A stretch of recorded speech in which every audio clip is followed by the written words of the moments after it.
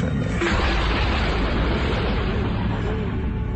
শুনতে থাকুন। শুনছেন ভৌতিক 90.8।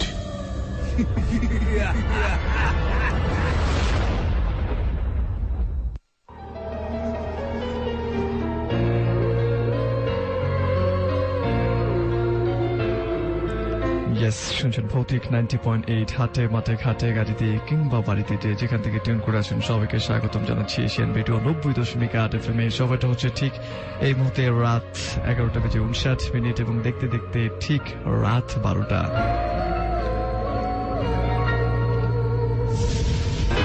আরজে কনক এবং ফিরোজ খান আছি আপনার সাথে, থাকবো ঠিক রাত 2টো পর্যন্ত। জানবো আপনার কথাবার্তাগুলো এবং আপনার সাথে ঘটে যাওয়া কিংবা আপনি জানেন কোনো ভূতের ঘটনা কিংবা আপনার কাছে মনে হয়েছে এমন কোনো ঘটনা যে ঘটনা স্বাভাবিকের থেকে একটু বেশি রকমের অস্বাভাবিক, সেরকমের ঘটনা নিয়ে আমরা পর্যালোচনা করব। আমাদেরকে আপনি যদি লিখতে চান, ফেসবুক মাধ্যম রয়েছে which is facebook.com/asianradio, সেই অ্যাড্রেসে চলে যাবেন এবং শুরুতে একটি পোস্ট পাবেন যেটি আমরা এইমাত্র পোস্ট করে ফেলেছি। সেখানটায় আপনার লাইক দিয়ে কমেন্ট করবেন, শেয়ার করতে পারেন, কারণ আজকের ভৌতিক গল্পে এমন কিছু ডিফারেন্ট ধাঁচের গল্প রয়েছে যে গল্পগুলো সত্যি আপনাকে ছুঁয়ে যাবে। আর যদি চান আমাদের সাথে এসএমএস এর মাধ্যমে আপনার মতামত লিখে আমাদেরকে পাঠাতে পারেন। লিখুন আপনার সেলফোনের মেসেজ অপশনে গিয়ে প্রথমে টাইপ করুন AR স্পেস দিয়ে আপনার নাম স্পেস আপনার লোকেশন স্পেস আপনার মন্তব্য লিখে পাঠিয়ে দেবেন 2323 এই নাম্বারটিতে। আমরা ভয়ঙ্কর সব ঘটনাগুলো নিয়ে আপনার সাথে রাত 2টো পর্যন্ত আছি। ফেসবুকের মাধ্যমে চাইলে আপনি আপনার কোনো ঘটনা লিখে আমাদেরকে ইনবক্স করতে পারেন এবং সেই ঘটনাটা হতে পারে আপনার নিজের সাথে ঘটে যাওয়া, কিংবা এমনটা হতে পারে আপনি জানেন এমন কোনো ঘটনা আপনার বন্ধু বান্ধবের সাথে ঘটে যাওয়া, কিংবা আপনার বন্ধু বান্ধব জানে এমন কোনো ঘটনা আপনার কাছ থেকে আমরা এক্সপেক্ট করছি। facebook.com/ভৌতিক 90.8 সেখানে একটি অ্যাড্রেস দেওয়া রয়েছে এবং সেই ফ্যান পেজে যদি আপনি যান তাহলে আপনি সেই গল্পটা লিখে আমাদেরকে ইনবক্স করুন। যদি চান স্টুডিওতে এসে আমাদের সাথে ঘটনা শেয়ার করবেন, সেলফোনের মেসেজ অপশনে চলে যাবেন, লিখে ফেলবেন AR স্পেস দিয়ে লিখবেন B90.8, আরেকটি স্পেস দিয়ে আপনার নাম এবং সেলফোন নাম্বার লিখে সেন্ড করতে হবে 2323 এই নাম্বারটায়। ভৌতিক টিম অফকোর্স আপনার সাথে যোগাযোগ করবে এবং স্টুডিওতে আসার জন্য আমন্ত্রণ জানাবে। এবং যারা স্টুডিওতে আসতে চাচ্ছেন না এবং সরাসরি আপনি আপনার গল্পটা নিজের ভয়েসে পাঠ করতে চান, তাদের জন্য রয়েছে একটি ওয়ান্ডারফুল অপরচুনিটি এবং সেটি হচ্ছে আপনার মোবাইল থেকে সেই গল্পটা আপনি নিজের মতো করে রেকর্ড করে ফেলবেন এবং সেটি আমাদেরকে ইমেল করবেন। আমরা চেষ্টা করব ব্যাকগ্রাউন্ড মিউজিক দিয়ে সেটাকে আরেকটু হরর করে আপনাদের সামনে উপস্থাপন করবার জন্য, ভৌতিকের প্ল্যাটফর্মে সবার জন্য উন্মুক্ত করে দেওয়ার জন্য এই ওয়ান্ডারফুল অপরচুনিটি আপনি ঠিক এই মুহূর্তে গ্রহণ করতে পারেন। ইমেল অ্যাড্রেসটি একটু বলে দিচ্ছি, নোট করে নিতে পারেন। ইমেল অ্যাড্রেসটি হচ্ছে ভৌতিক908@gmail.com। যথারীতি আরেকটি বার বলছি, ভৌতিক90.8@gmail.com এবং ভৌতিক বানান ভি দিয়ে না, BH দিয়ে শুরু হবে। স্পেলিংটা একটু মন দিয়ে শুনলে তাহলে হয়তো বা বুঝতে পারবেন। BH অর্থাৎ বি ফর বল, বল এর BHOUTIK 908@gmail.com। অনেকেই আমাদেরকে সেখানটায় ইমেল পাঠাচ্ছেন, রেকর্ড করে পাঠাচ্ছেন যেসব গল্পের অনেক সময় শুরুর দিকটা মিলে, শেষের দিকটা মিলে না, মাঝখানটা মিলে, তো গল্পের সাথে কোনো কিছু মিলে না। সো এটার জন্য বলবো যে অবশ্যই make sure you are telling us the true story, here is the fact. So আমরা শুরুতে একটা গল্প শুনবো এবং গল্প শোনার পর আপনার মন্তব্যগুলো নিয়ে ফিরবো এবং SMS নিয়ে ফিরছি একটু পর।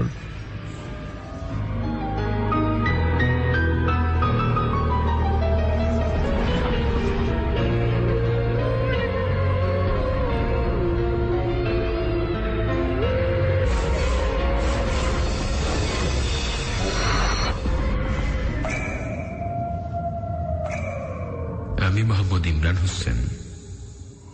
আমি ঢাকার ডেমরা থানার মাতুয়াইলে থাকি। আমি যে ঘটনাটি বলতে যাচ্ছি সেটা শরীয়তপুর জেলার সোয়াইরহাট থানার জঙ্গল ব্রিজের ঘটনা। এটা 2009 সালের কথা। তখন আমি ক্লাস 7-এ পড়ি। যাই হোক, ঘটনা আসা যাক। আমি আমাদের পুরনো বাড়ি মাচুয়াখালী থেকে নাগের পাড়া নতুন বাড়িতে যাচ্ছি।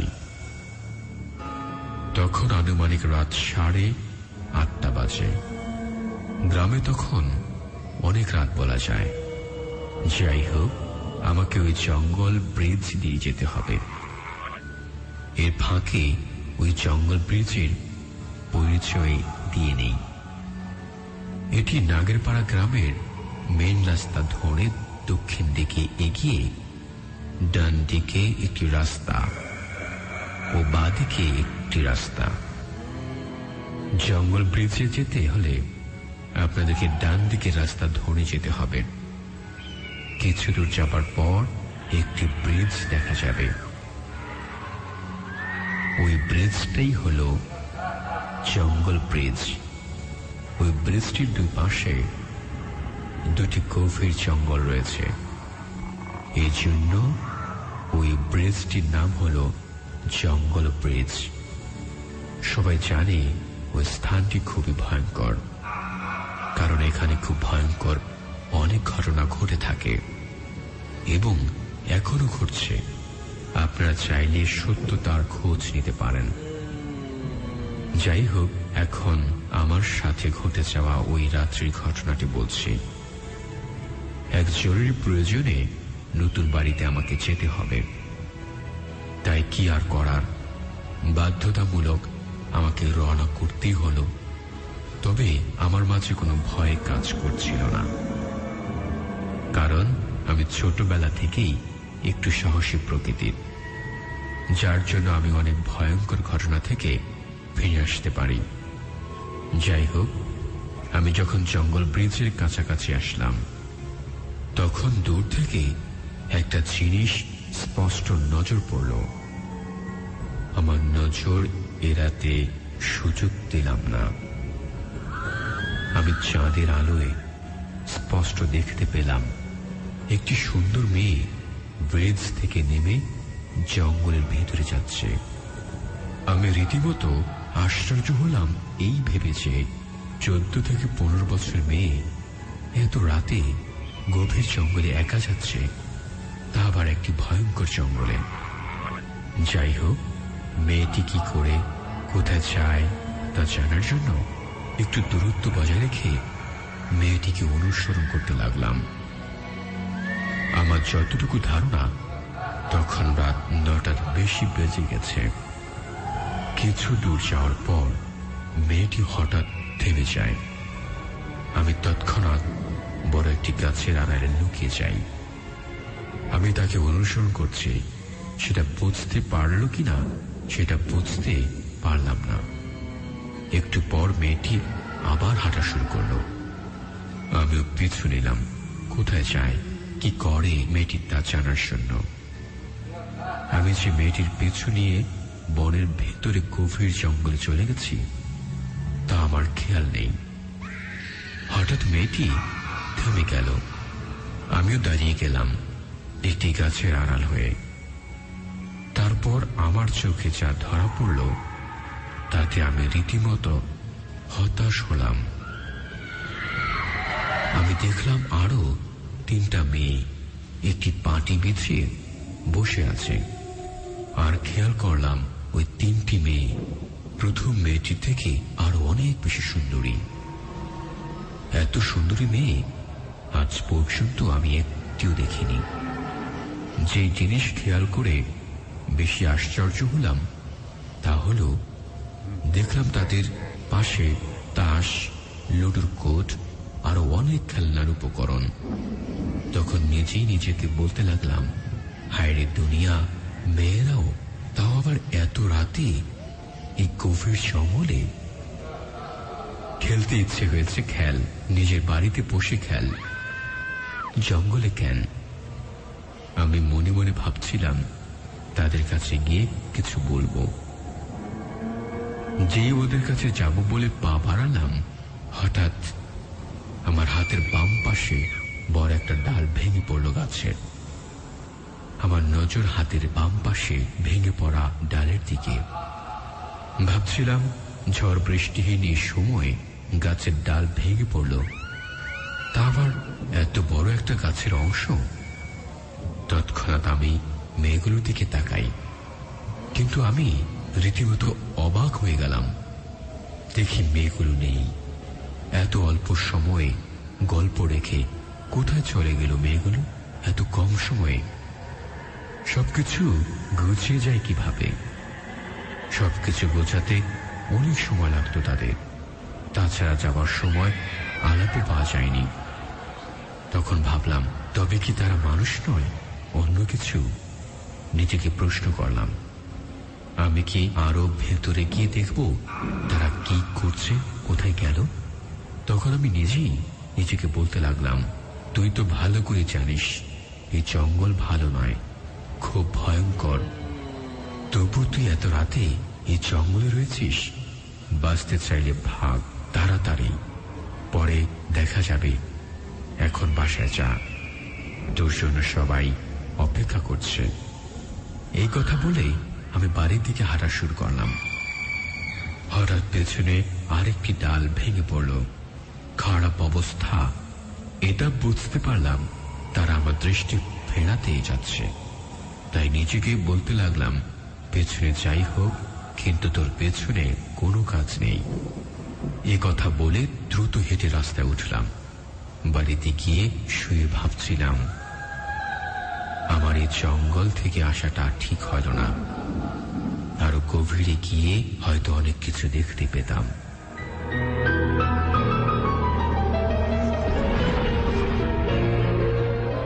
And of course it was a very wrong decision for you, I guess. যদি আপনি নিজে নিজে অ্যাডভেঞ্চারটা খুব বেশি রকমের পছন্দ করেন, ভূতের সাথে, জিনের সাথে, প্রেতাত্মার সাথে কিংবা অশরীরীর সাথে, তাহলে আই গেস আপনাকে পুরো ব্যাপারটা এক্সপ্লোর করা উচিত ছিল। এই মুহূর্তে ভৌতিক 90.8 শুনছেন, আর যে কনক এবং ফিরোজ খান আছে আপনার সাথে।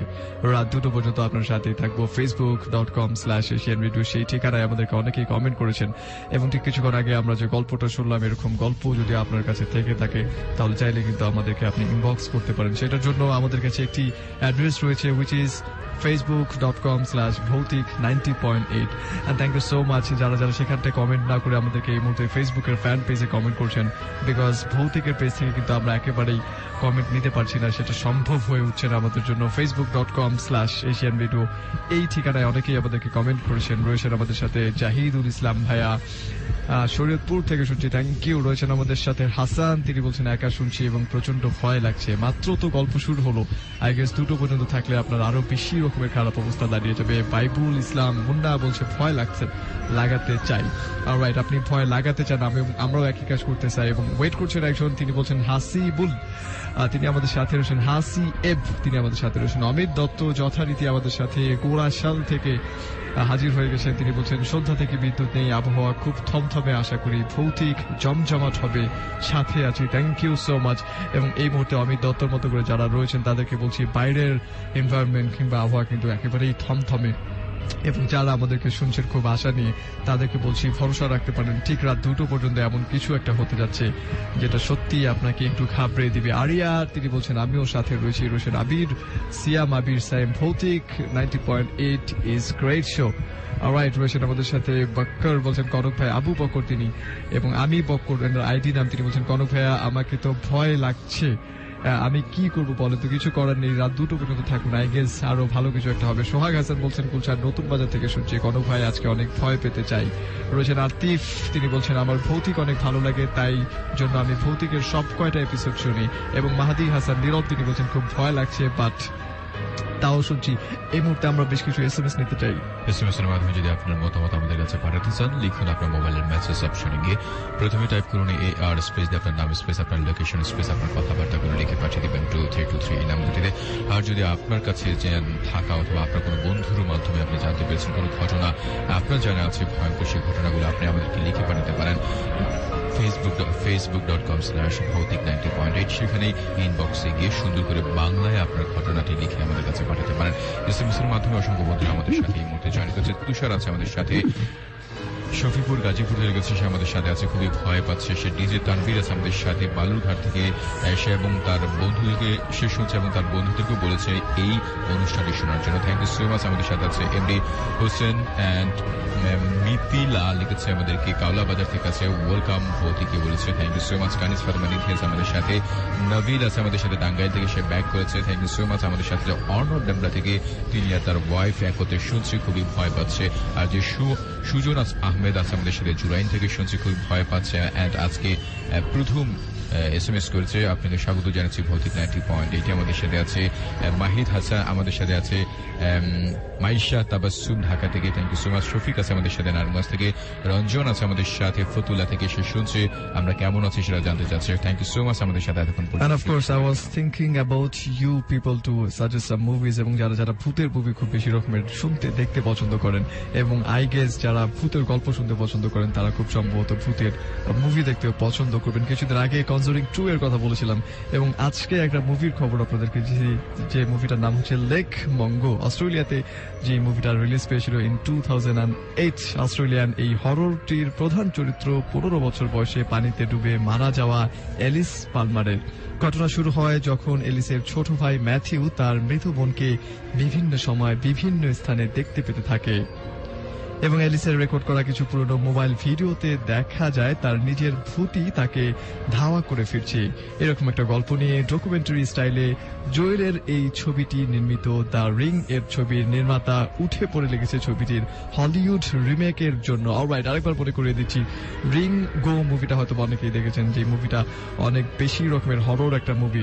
সো আমি যেটা বলছিলাম যে সেই মুভির যে ডিরেক্টর ছিলেন, সেই ডিরেক্টর এটার একটা হলিউড ভার্সন বের করতে যাচ্ছে। এর মানে হচ্ছে এই মুভিটার মধ্যে কত বেশি রকমের হরর সব কাহিনী রয়েছে আর সেটা বোঝাই যাচ্ছে। আই গেস যারা যারা হরর মুভি দেখতে খুব বেশি রকমের পছন্দ করেন তাদের জন্য এই মুভিটা খুব বেশি রকমের হেল্পফুল হবে। লেক মঙ্গো, যেটি একটি অস্ট্রেলিয়ান মুভি, ইন 2008 সালে এটি রিলিজ পেয়েছিল, এবং যেটি পরিচালনা করেছিলেন জোয়েল অ্যান্ডারসন। ঠিক এই মুহূর্তে আমরা চলে যাব আরেকটা গল্পে। এই ধরনের গল্প যদি আপনার কাছে থেকে থাকে কিংবা আপনি জানেন এমন কোনো হরর ঘটনা, তাহলে আমাদেরকে ইনবক্স করুন facebook.com/ভৌতিক 90.8 এই ঠিকানায়। আপনার মন্তব্য, কোন ঘটনা সত্য, কোন ঘটনা মিথ্যা, কিংবা ভয় পাচ্ছেন নাকি পাচ্ছেন না, সেই কথাবার্তাগুলো facebook.com/AsianRadio সেই ঠিকানায়।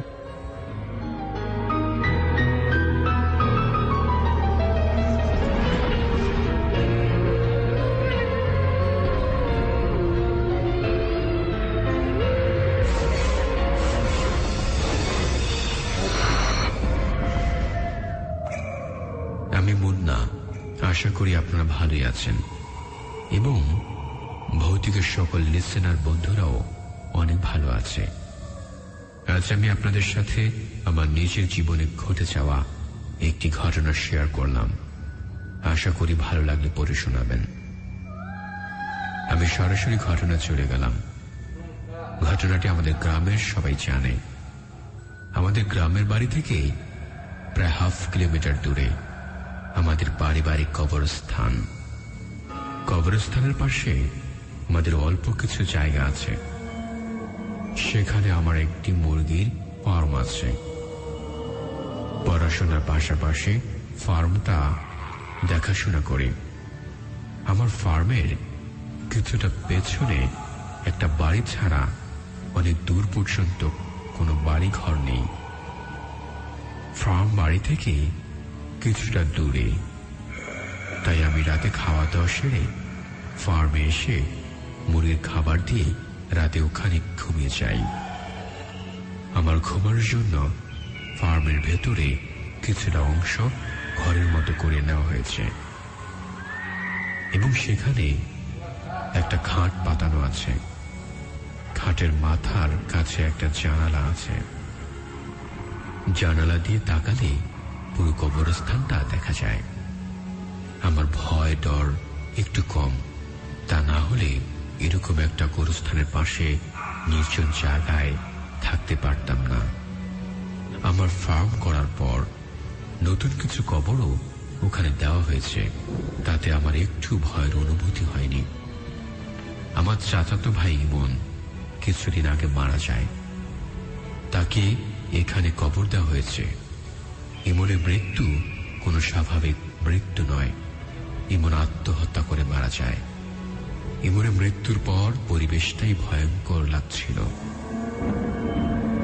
তারপরও আমি সব স্বাভাবিকভাবে নিয়েছিলাম, কিন্তু হঠাৎ রাতে একটা অদ্ভুত স্বপ্ন দেখি। স্বপ্নটা এমন ছিল যে স্বপ্নের ভেতরে দেখলাম আমি জানালা দিয়ে বাইরে তাকিয়ে আছি। সঙ্গে সঙ্গে আমার চোখ যায় গোরস্থানের পাশের টলটলে পানি ভর্তি ছোট্ট পুকুরটার দিকে, এবং সেখানে দেখি ইমন পুকুরের পাড়ে উপর হয়ে বসে পানি খাচ্ছে। এবং কিছুক্ষণ পর আস্তে আস্তে আমার দিকে হেঁটে এসে আমার জানালার কাছে এসে দাঁড়িয়ে আমাকে বলল, মুন্না, আমার কবরের ভেতর থেকে বের হতে খুবই কষ্ট হচ্ছে, তুই আমার কবরে একটা ছিদ্র করে দে। এটা দেখার পর আমার ঘুম ভেঙে যায়। বিষয়টা আমি স্বাভাবিকভাবেই নিলাম, কারোর সঙ্গে বললাম না। কিন্তু সেখান থেকে 2-3 দিন পর যেটা দেখলাম সেটা দেখে আমার রক্ত হিম হয়ে গেল। রাত 2টা থেকে 3টা বাজে হঠাৎ ঘুম থেকে জেগে যাই। কেন জেগে যাই তার কোনো উত্তর আমি খুঁজে পাইনি। গোরস্থানে ফুটে থাকা হাসনাহেনা ফুলের গন্ধ আসছে। খোলা জানালা দিয়ে চাঁদের আলো এসে পড়ছে আমার পায়ের কাছে। কিছুক্ষণ পর বুঝতে পারলাম বাইরে থেকে কিসের যেন তীব্র একটা গন্ধ আসছে। গন্ধটা এতই তীব্র যে হাসনাহেনা ফুলের গন্ধটাই যেন নাই হয়ে আসছে। হঠাৎ জানালা দিয়ে বাইরে চোখ গেল। তাকিয়ে যেটা দেখলাম সেটা দেখলে কান্না বুক কেঁপে উঠবে।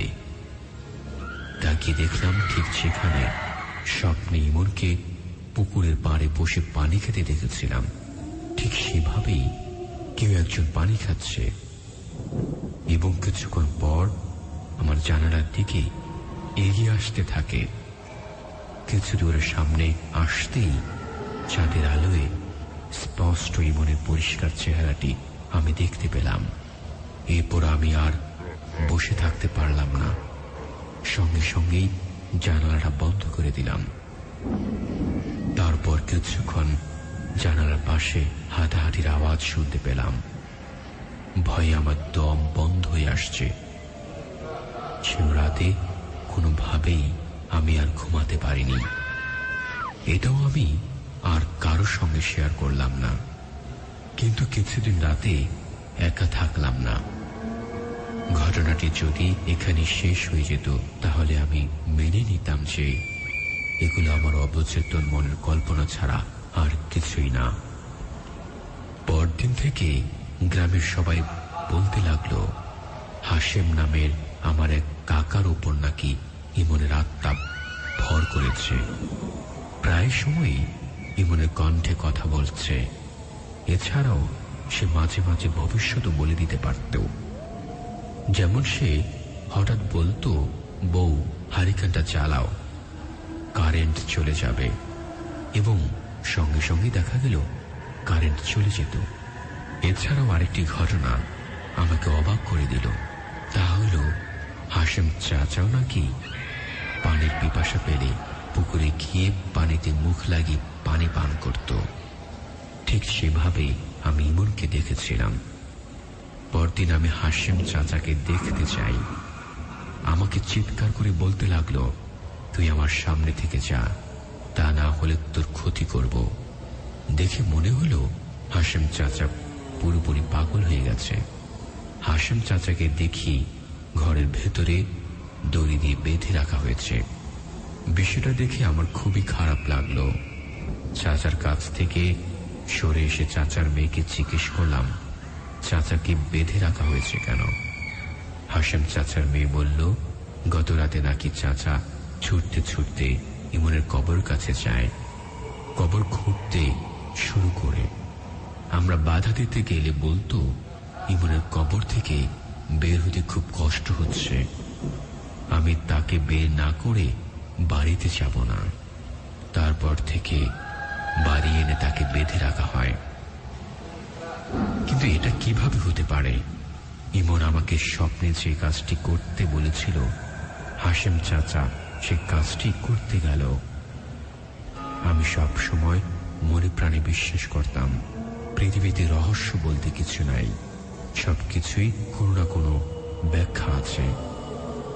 কিন্তু এই ঘটনার কোনো ব্যাখ্যা আমি আজও খুঁজে পাইনি। এর ব্যাখ্যা কি?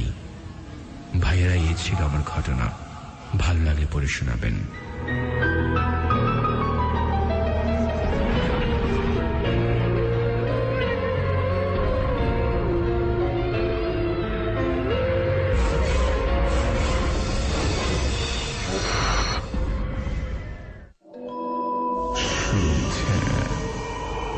ভৌতিক 90.8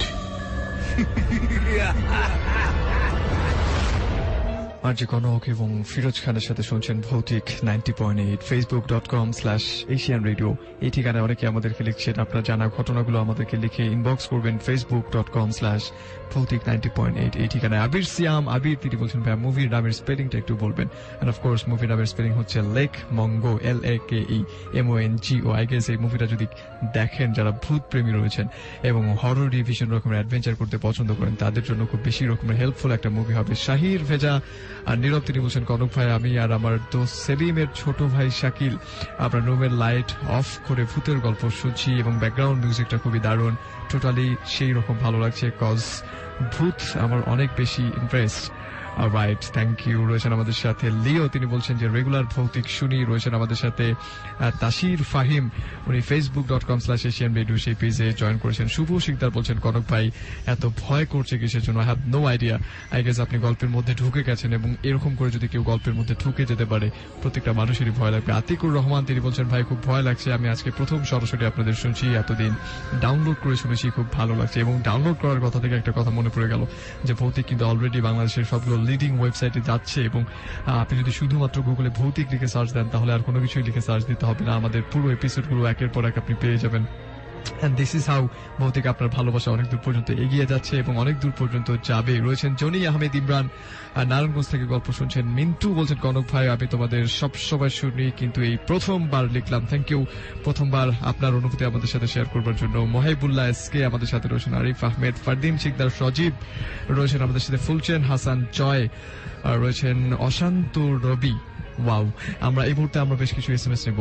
এসএমএস এর মাধ্যমে আপনি লিখতে পারেন, লিখুন আপনার সেলফোনের মেসেজ অপশনে গিয়ে প্রথমে টাইপ করুন AR স্পেস দিয়ে আপনার নাম স্পেস আপনার লোকেশন স্পেস আপনার কথাবার্তাগুলো লিখে পাঠিয়ে দিবেন 2323 নাম্বারটিতে। আর আপনার কাছে যদি কোনো ভয়ঙ্কর ঘটনা থাকে অথবা কোনো মাধ্যম থেকে আপনি শুনেছেন এরকম ঘটনা যদি আপনার জানা থাকে সেই ঘটনা আপনি আমাদেরকে লিখে পাঠাতে পারেন। লিখুন facebook.com/ভৌতিক90.8, সেখানে ইনবক্সে গিয়ে আপনার ঘটনাটি বাংলায় সুন্দর করে লিখে আমাদের কাছে পাঠিয়ে দিবেন।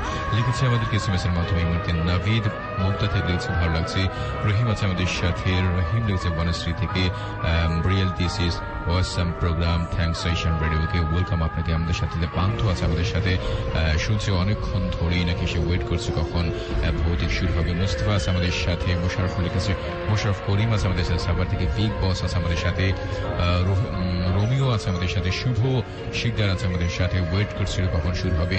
রহিম আছে আমাদের সাথে, জুয়েল রানা আছে আমাদের সাথে, জয়দীপপুর থেকে লাইট অফ করে তারা শুনছে, খুবই ভয় পাচ্ছে আমরা লিখেছে। সাজ্জাদ আছে আমাদের সাথে, নূর আছে আমাদের সাথে, রংপুর থেকে শুনছে আমাদের সাথে আছে, কামরুল হাসান মোহাম্মদপুর থেকে আমাদের সাথে আছে, রাকিব আছে আমাদের সাথে, ঢাকা থেকে আমাদের সেনা আছে শুনছে, নতুন বোধ আছে প্রথম আমাদেরকে শুনছে, স্বাগত জানাচ্ছে আপনাকে ভৌতিক 90.8। তন্ময় আছে আমাদের সাথে, ব্রাহ্মণবাড়িয়া থেকে আজ ফার্স্ট টাইম আপনাদের গল্পগুলো শুনছে, প্রথম গল্পটা অনেক ভালো ছিল।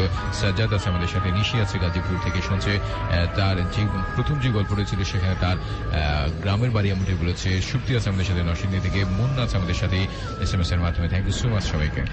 And this is how we will stay with you till 2 AM. So আপনি আমাদেরকে এসএমএস করুন এবং হরর মুভি যারা যারা পছন্দ করছেন তাদেরকে আরেকটা হরর মুভির কথা বলছি, sleep tight. So this is a very simple spelling which is SLEEPTIGHT, sleep tight. Spanish এই হরর মুভিটির গল্প অ্যাপার্টমেন্টের বিল্ডিং কেয়ারটেকার সিজারকে নিয়ে, যার জীবনে একমাত্র উদ্দেশ্যই হলো মানুষের ক্ষতি করা। ক্লারা নামের একজন মেয়ের জীবনকে নরকে পরিণত করে সিজার। ক্লারার বয়ফ্রেন্ড মার্কাস যখন গল্পে ঢুকে পড়ে তখন থেকে ঘটতে থাকে উত্তেজনাপূর্ণ সব ঘটনা। অনেক সমালোচকের মতেই রাতের ঘুম হারাম করে যেতে পারে বালাগুয়েরার এই ছবিটি দেখার পর থেকে। সো আই গেস যারা যারা পছন্দ করেন ভূতের মুভি দেখার জন্য তাদের জন্য স্লিপ টাইট মুভি একটি খুব ভালো একটা খোরাক হতে পারে। এবং এই মুহূর্তে শুভ শিকদার তিনি আমাদের সাথে রয়েছেন। আমরা যেটা করবো আরেকটা গল্পে চলে যাব, গল্প শুনে ফিরছি আপনার কমেন্ট এবং এসএমএস নিয়ে।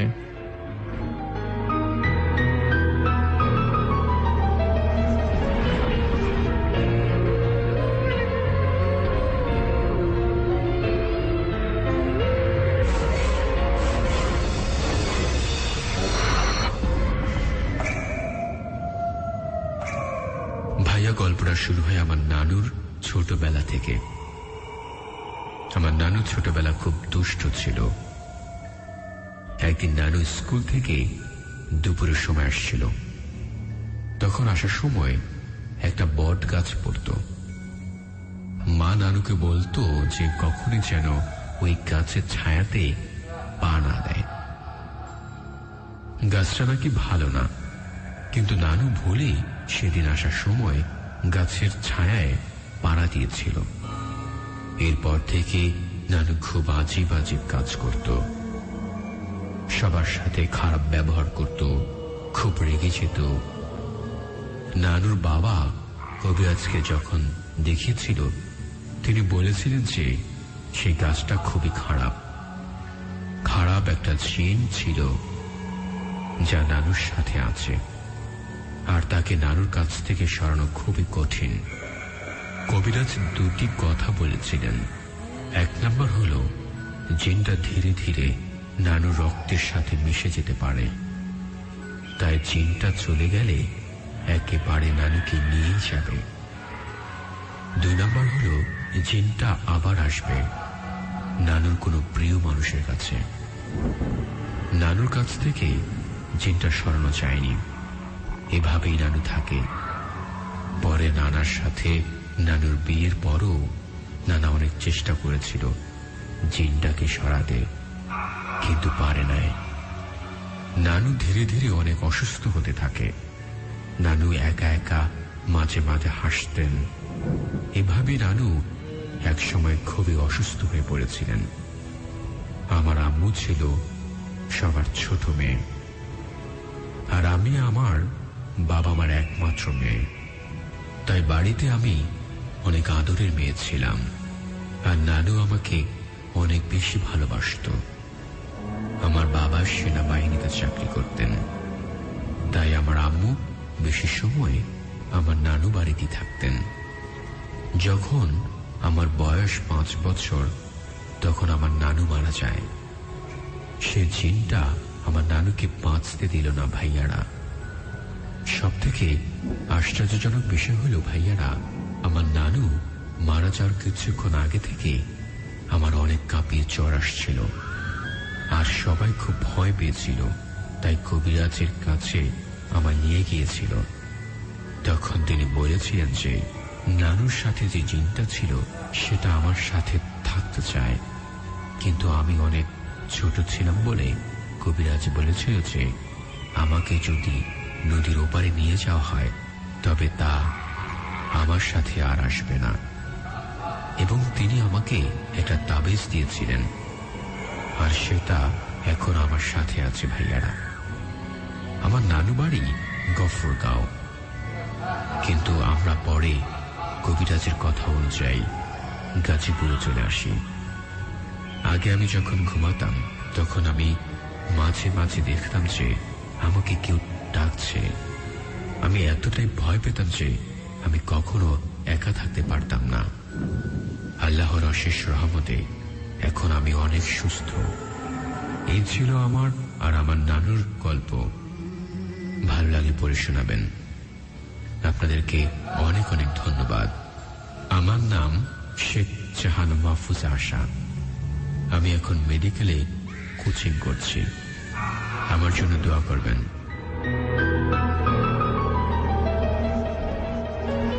আপনার জন্য অনেক শুভকামনা। আপনি ভালো একজন ডক্টর হন এবং এরকম গল্প আমাদের সাথে শেয়ার করবার জন্য আপনাকে এশিয়ান টিমের পক্ষ থেকে এই মুহূর্তে অনেক বেশি আন্তরিক মোবারকবাদ জানাচ্ছি। যারা যারা শুনছেন তারা চাইলেই কিন্তু এমন ঘটনা আমাদেরকে লিখে SMS করতে পারেন, আমাদেরকে ইনবক্স করে জানাতে পারেন। সেটার জন্য আমাদের ফেসবুকে একটি পেজ রয়েছে, which is facebook.com/ভৌতিক90.8, এবং এই পেজে আমরা শুধুমাত্র গল্পগুলো কালেক্ট করে থাকি এবং চেষ্টা করে থাকি ভৌতিকের এই প্ল্যাটফর্ম থেকে আপনাদের সামনে উপস্থাপন করবার জন্য। যারা যারা আমাদেরকে কমেন্ট করছেন তাদের কমেন্টগুলো পড়বো, বাট এই মুহূর্তে আমরা বেশ কিছু SMS পড়ে নিতে চাই। SMS এর মাধ্যমে আপনার মতামতগুলো লিখুন। মোবাইলের মেসেজ অপশনে গিয়ে প্রথমে টাইপ করুন AR স্পেস আপনার নাম স্পেস আপনার লোকেশন স্পেস আপনার কথা লিখে পাঠিয়ে দিবেন 2323 নাম্বারটিতে। আমাদের সাথে আছে দুলন, আছে গাজীপুর তৈরি হচ্ছে, আমাদের সাথে গালিব ফরিদপুর থেকে লিখেছে, নয়ন আছে আমাদের সাথে, সিফাত আছে আমাদের সাথে, লিখছে শোটা আজকে অনেক ভালো লাগছে আমরা, লিখেছে ওয়ালিদ আছে আমাদের সাথে কোনাপাড়া থেকে, যাত্রাবাড়ি থেকে লিখেছে, সে হচ্ছে অনেক বড় ফ্যান আমাদের এটা, লিখেছে রহিম আছে আমাদের সাথে, রুহান লিখেছে আজিমপুর থেকে আছে, সিফাত লিখেছে, শফিক লিখছে নারায়ণগঞ্জকে ডাউনলোড করা যায় কিভাবে সেটা হচ্ছে fusionbd.com, এখান থেকে আপনি ডাউনলোড করতে পারেন আমাদের সাথে। মাদি আছে আমাদের সাথে, খোর আকাশ আছে আমাদের সাথে, আব্দুল আছে আমাদের সাথে, নাভিদ আছে টাঙ্গাইল থেকে, মিরপুর থেকে আমাদের সাথে, ইয়াসিন ভয় পাচ্ছে, স্বপ্না আপনাদের সাথে, যে স্বপ্ন আছে আমাদের সাথে, লাভার বয় জাকির আছে আমাদের সাথে, রানা আছে আমাদের সাথে কিশোরগঞ্জ থেকে, খুব ভয় পাচ্ছে, মাহফুজ লিখেছে, হানিফ লিখেছে আমাদের সাথে, মুক্তাপাড়া থেকে আমাদের সাথে অসংখ্য বন্ধু আছে, শাহিন আছে আমাদের সাথে দেখতে পাচ্ছি, নীলপরি আছে আমাদের সাথে ঢাকা থেকে। ফেসবুকে জয়েন করেছেন এমডি ইমরান হোসেন, বলছেন খুব ভালো লাগছে। পারভেজ লেগে বলছেন, তিনি বলছেন ভালো লাগছে। এমডি মিন্টু বলছেন, কনক ভাই আজ আমরা একসাথে 8 জন মিলে শুনছি, এবং এমন করে যারা গ্রুপ করে শুনে তাদের জন্য সত্যি অনেক বেশি আমরা কৃতজ্ঞ তাদের কাছে। কেউ কেউ এরকম করে আমাদেরকে SMS করে নামগুলো একটু লিখে পাঠাবেন প্লিজ, আমরা চেষ্টা করবো সেটি অন এয়ার করবার জন্য। জান্নাত আক্তার মেঘলা বলছেন, আর সাথে রয়েছেন পারভেজ, জুনায়েদ খান রয়েছেন, মেঘলা রয়েছেন আমাদের সাথে, NK সাহা, তিনি বলছেন ভাইয়া কেমন আছেন, আমি নিপু সাহা ফ্রম ময়মনসিংহ, আজ আপনাদের সাথে জয়েন করতে হলো 30 মিনিটের, মনে হয় খুব মজার ঘটনাগুলো বলছেন, সরি মিস করে ফেলেছি সেটার জন্য, এবং সামনে কিন্তু অনেকগুলো মজার ঘটনা রয়েছে, সো আপনি আমাদের সাথে থাকুন। রয়েছেন আমাদের সাথে মোহাম্মদ হাসান, আর রয়েছেন আমাদের সাথে নীরব সহ আর অনেকগুলো বন্ধু। লিখুন facebook.com/ভৌতিক 90.8 এই পেজে আপনার জানা কোনো ঘটনা, আর এই মুহূর্তে আমাদেরকে কমেন্ট করুন facebook.com/asianvideo সেই ঠিকানায়। ভৌতিক 90.8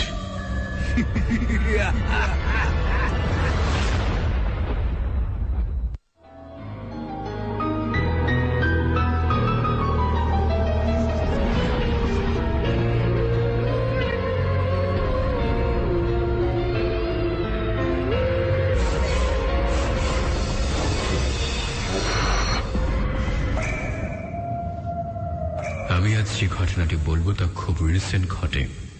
আমার ডিপ্লোমা 4th সেমিস্টার এক্সাম শেষ হয় 1 তারিখে। তার কিছুদিন পর আমি ঢাকা চলে আসি। আমি যে বাসায় উঠি, লোকেশনটা বলবো না কোথায়। একদিনের ঘটনা, আমি আর আমার ছোট্ট ভাই আবেদ একসাথে ঘুমিয়েছিলাম। ঘুমে প্রায় চোখ লেগে আসছে, এর ভেতরে হঠাৎ করে জানালাটা আটকানোর শব্দ পাই। ভাবলাম হয়তো বাতাসে বন্ধ হয়ে গেছে। আবেদ জানালায় তাকিয়ে ভয়ে চিৎকার দিয়ে ওঠে আর বলতে লাগলো, ভাইয়া ভাইয়া ওই দেখো। আমি বললাম কি? ও জানালা দিয়ে কাউকে তাকিয়ে থাকতে দেখে। এভাবে 3 থেকে 4 দিনের মতো ও এসব দেখতে থাকে, আমিও দেখি। ঠিক 1 সপ্তাহ পরে আমরাও ঘুমাই দুজনে। মাঝরাতে আমি যখন উঠি বাথরুমে যাওয়ার জন্য, তখন দেখি আবেদ নেই পাশে। রুমের চারিদিকে তাকিয়ে দেখি ও ওই জানালার পাশে দাঁড়িয়ে আছে, বাহির দিকে তাকিয়ে এক দৃষ্টিতে কি যেন দেখছে। ওরে ডাক দিলাম অনেকবার, কোনো উত্তর দিল না। পাশে গিয়ে যখন ওর গায়ে হাত দিলাম, সাথে সাথে ফ্লোরে পড়ে গেছে ও। ওই সময় ওর চোখ ছিল অনেক লাল। ওকে বিছানায় শুয়ে দিলাম, পরে আন্টিকে ডাকতে গেলাম, কিন্তু তারাও কেউই উঠল না। আবার চলে আসলাম, বিছানায় শুয়ে পড়লাম। আবার ফিল করতে লাগলাম কেউ যেন আমাদের কাঁথা ধরে টানছে। এক পর্যায়ে গা থেকে কাঁথাটা ফেলেই দিল। উঠে দেখলাম না, কিছুই নেই। সেদিন রাতে আর ঘুম হলো না। সারা রাত বসেই কেটে গেল। সকালে উঠে সব ঘটনা আন্টিদের বললাম, তারা কিছুই বিশ্বাস করেনি। অনেক বুঝিয়েও তাদেরকে বিশ্বাস করাতে পারলাম না। তাদের বললাম ও রুমে আমরা আর ঘুমাবো না। আমার 2টা মেয়ে কাজিন সাদিয়া ও আফসিয়া শুনে বলে, ভাইয়া তোরা এত ভীতু, আগে জানতাম না। ওরা বলে আচ্ছা তাহলে আমরা দুজনই ওই রুমে ঘুমাবো। আমি বারণ করলাম কিন্তু শুনল না। ওরা ওদের মতো করে ঘুমালো। সাদিয়া নাকি ওই একইভাবে জানালার পাশে কাউকে দেখতে পায়। ও যখন কাছে গেল দেখল কিছুই নেই। এসে শুয়ে পড়ল। কিছুক্ষণ পর বুঝতে পারল যে ওর পাশে কেউ একজন বসে আছে। ও ভয়ে চুপচাপ শুয়ে রইল। তারপর কেউ যেন ওর মাথায় হাত রেখে হাত বুলিয়ে দিচ্ছে। ও ভয়ে ভয়ে পেছনে তাকালো। তাকাতেই ও যা দেখল তা হলো একটা ছায়া। আকৃতিটি হলো মেয়েদের মতো। ও দেখে ওই ছায়াটা বিছানার নিচে ঢুকে গেল। তারপরও ভয়ে কান্না শুরু করে দিল। আর ও কান্না শুনে পাশে শুয়ে থাকা ওর বোন জেগে উঠল। ও উঠে বলে, কিরে, কি হয়েছে তোর? এত রাতে কান্না করিস কেন? তারপর সাদিয়া সবকিছু বলল আর বলল কে যেন বিছানার নিচে ঢুকেছে। ওর বোন ওকে বলে, কিরে, মজা করার আর তো সময় নেই। এত রাতে কে আসবে আর রুমে? তুই আর আমি, তাহলে অন্য আরেকজন আসবে কোত্থেকে? ওর বোন বিছানার নিচে তাকালো, কিছুই দেখতে পেল না।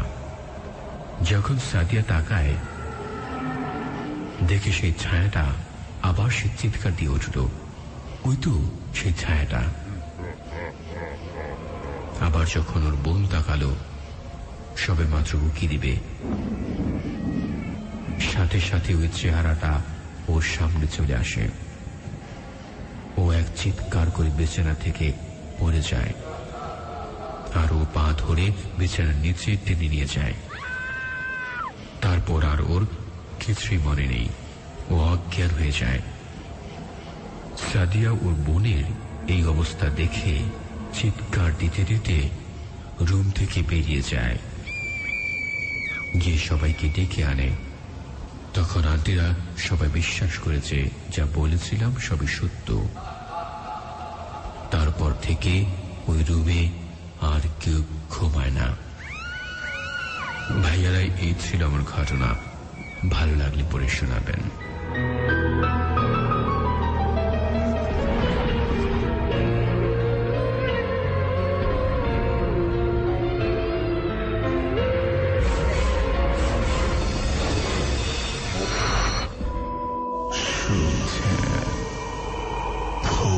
Podic 90.8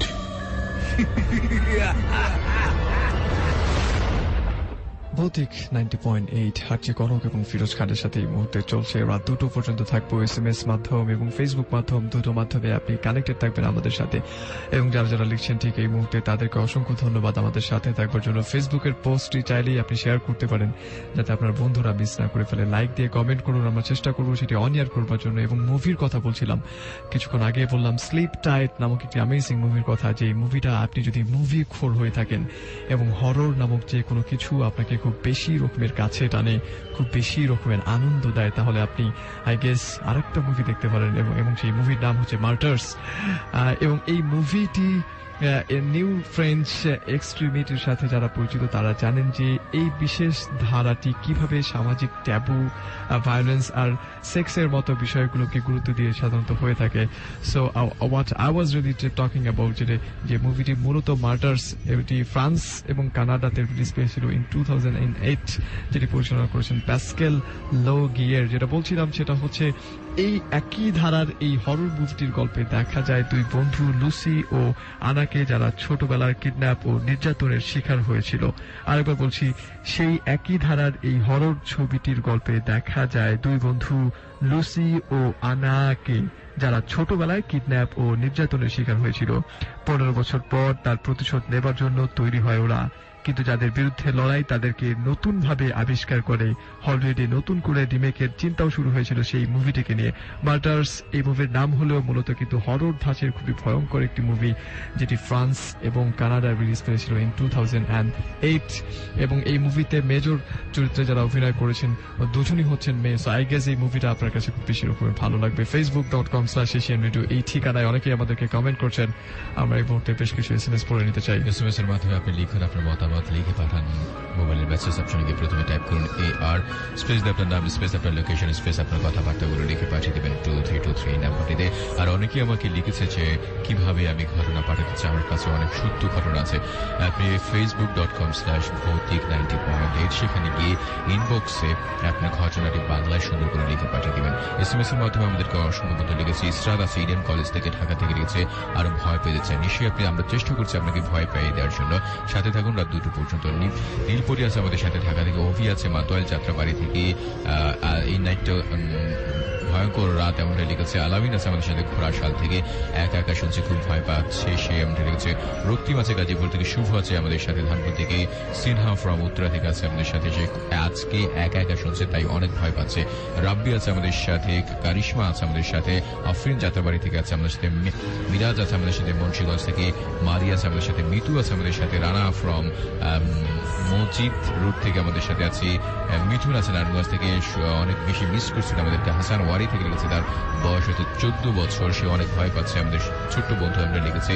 মালিবাগ থেকে আমাদের সাথে আছে রিপন, ইভা আছে আমাদের সাথে ডেমরা থেকে, আমাদের সাথে সুহানা আছে আমাদের সাথে, শাম্মী আছে আমাদের সাথে কল্যাণপুর থেকে, আমাদের সাথে আছে জুবায়ের বনশ্রী থেকে, ওয়াসাম শো হচ্ছে এমনটা লিখছে আমাদের সাথে, রাফি আছে মগবাজার থেকে, আনাভিল আছে আমাদের সাথে মোহাম্মদপুর থেকে, ময়মন সিং থেকে আমাদের সাথে মাহবুব লিখেছে অনেকক্ষণ ধরে ওয়েট করছিলাম কখন রাত 12টা বাজবে। নিশ্চয়ই সাজ্জাদ আছে আমাদের সাথে, এভাবে দেখতে পাচ্ছি অনেকগুলো বন্ধু আমাদের সাথে আছে। Thank you so much. এবং এই পর্যায়ে আমরা চলে যাবো আরেকটি স্টোরিতে, যে স্টোরিটা আমাদের facebook.com/ভৌতিক90.8 এই পেজে অনেকে আমাদেরকে লিখছেন। আপনার কোনো ঘটনা যদি জানা থাকে তাহলে সেই ঘটনাটা সিম্পলি সুন্দর করে লিখে আমাদেরকে ইনবক্স করুন। আমরা চেষ্টা করবো সেটি অন এয়ার করবার জন্য। যারা যারা আমাদেরকে অনলাইনে শুনছেন আরেকবার অ্যাড্রেসটি বলে দিচ্ছি, নেটওয়ার্কের বাইরে যদি থেকে থাকেন তাহলে facebook.com এটা হচ্ছে আমাদের ফেসবুকের ফ্যান পেজ, facebook.com/asianradio সেই ঠিকানা। এবং অনলাইনে শোনার জন্য আপনাকে অফকোর্স যেতে হবে www.asianradio908.com. So here we go for the next story.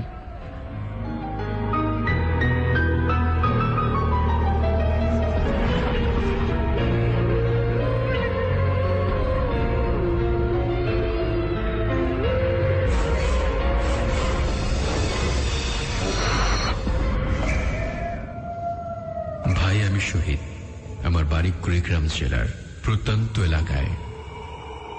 আজ থেকে প্রায় 10 বছর আগের ঘটনা। আমার এলাকার এক বড় ভাই খুব মাছ ধরার নেশা ছিল তার। একদিন সে মাছ ধরতে ভারতের বর্ডার নদীতে যায়। তার সাথে এলাকার আরো লোক ছিল। সবাই কম বেশি মাছ পেয়েছে, তাই সাথের লোকগুলো সন্ধ্যার পর পর চলে আসে। কিন্তু সে মাছ পায়নি বলে সে আসেনি। সে সাথের লোকজনকে বলে, তোরা যা, আমি একটা মাছ পেলেই চলে আসব।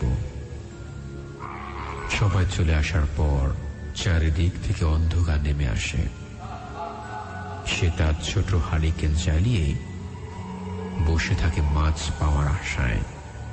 কিছু সময় পর তার বসিতে একটা মাছ ধরে এবং তার আরেকটি বসিতে মাছ টানছে। সে তাড়াহুড়ো করে বড়শির সুতা টানছে। তাড়াহুড়ো করতে করতে গিয়ে তার হাতটা লেগে হারিকেনটা পানিতে পড়ে যায়, নিভে যায় আলো। কিন্তু সে বড়শির সুতা টানতে থাকে। টানতে খুব জোর লাগছে। সে মনে করেছে খুব বড় মাছ ধরেছে। সে খুশিতে সুতা টানছে আর টানছে। টানতে টানতে কিনারার কাছে নিয়ে এসে বড়শি তুলে দেখে মৃদু একটা লাশ। এটা দেখে সে চিৎকার করে এবং সে আর কিছুই বলতে পারে না। পরে রাত 12টার দিকে কিছু লোক বাজার থেকে ফিরছে। তারা তাকে মেইন রোডে উলঙ্গ অবস্থায় পড়ে থাকতে দেখে। তারপর তারা তাকে বাসায় নিয়ে আসে।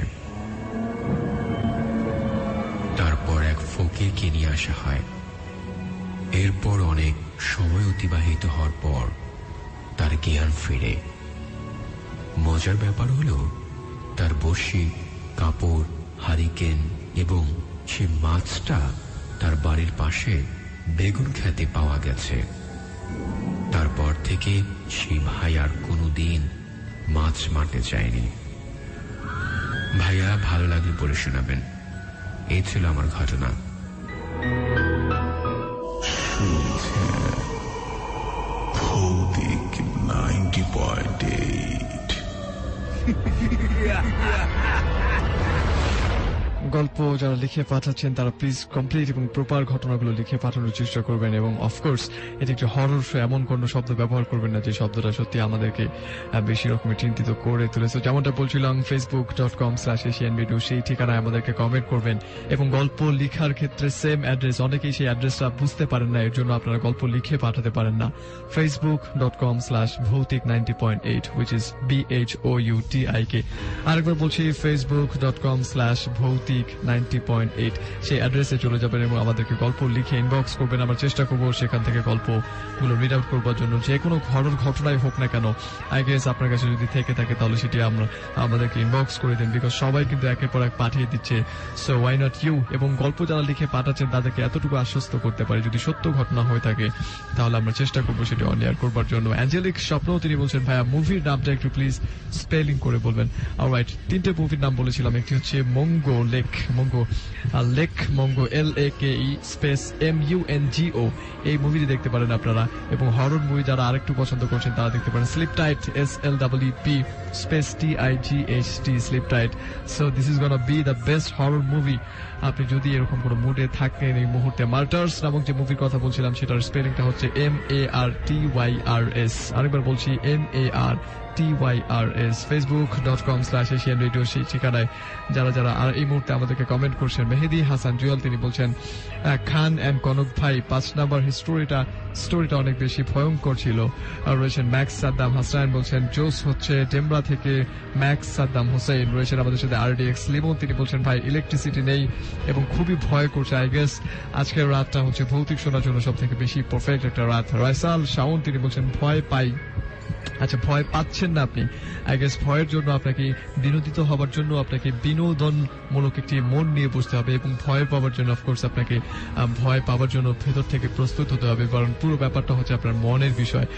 সো রয়েছেন শুধু তোমাকে চাই আইডি নাম। সো এই ধরনের নামগুলো আমরা একটু অ্যাভয়েড করার চেষ্টা করবো। হিরোন মোল্লা বলছেন, আমাদের শেখ ফিরোজ অ্যান্ড কনক ভাই খুব ভয় লাগছে। রয়েছেন মোহাম্মদ আলম মেহেদি গাজীপুর থেকে, শুনছি শেষ পর্যন্ত থাকবো। রয়েছেন আবির হোসেন, তিনি বলছেন, ভাইয়া কবরস্থানের গল্পটা শুনুন, শুনে ভয় লাগছে খুব, কারণ এখন আমি কবরস্থানের দুই হাত পাশে একটা রুমে বসে শুয়ে আছি। ভয়ে রুমের লাইট জ্বালিয়ে দিয়েছি ঢাকা খিলক্ষেত থেকে।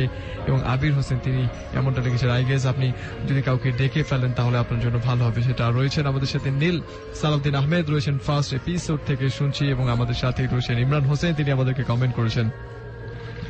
SMS করেছে অসংখ্য বন্ধুরা আমাদের কাছে। আপনিও চাইলে এই বন্ধুগুলোর মধ্যে SMS করে আমাদেরকে আজকের এই ভৌতিক শো গল্পগুলো কেমন লাগছে সেই মতামত লিখে জানিয়ে দিতে পারেন। লিখুন আপনার সেলফোনের মেসেজ অপশনে গিয়ে প্রথমে টাইপ করুন AR স্পেস আপনার নাম স্পেস আপনার লোকেশন স্পেস আপনার কথাবার্তাগুলো লিখে পাঠিয়ে দেবেন 2323 এই নাম্বারটিতে।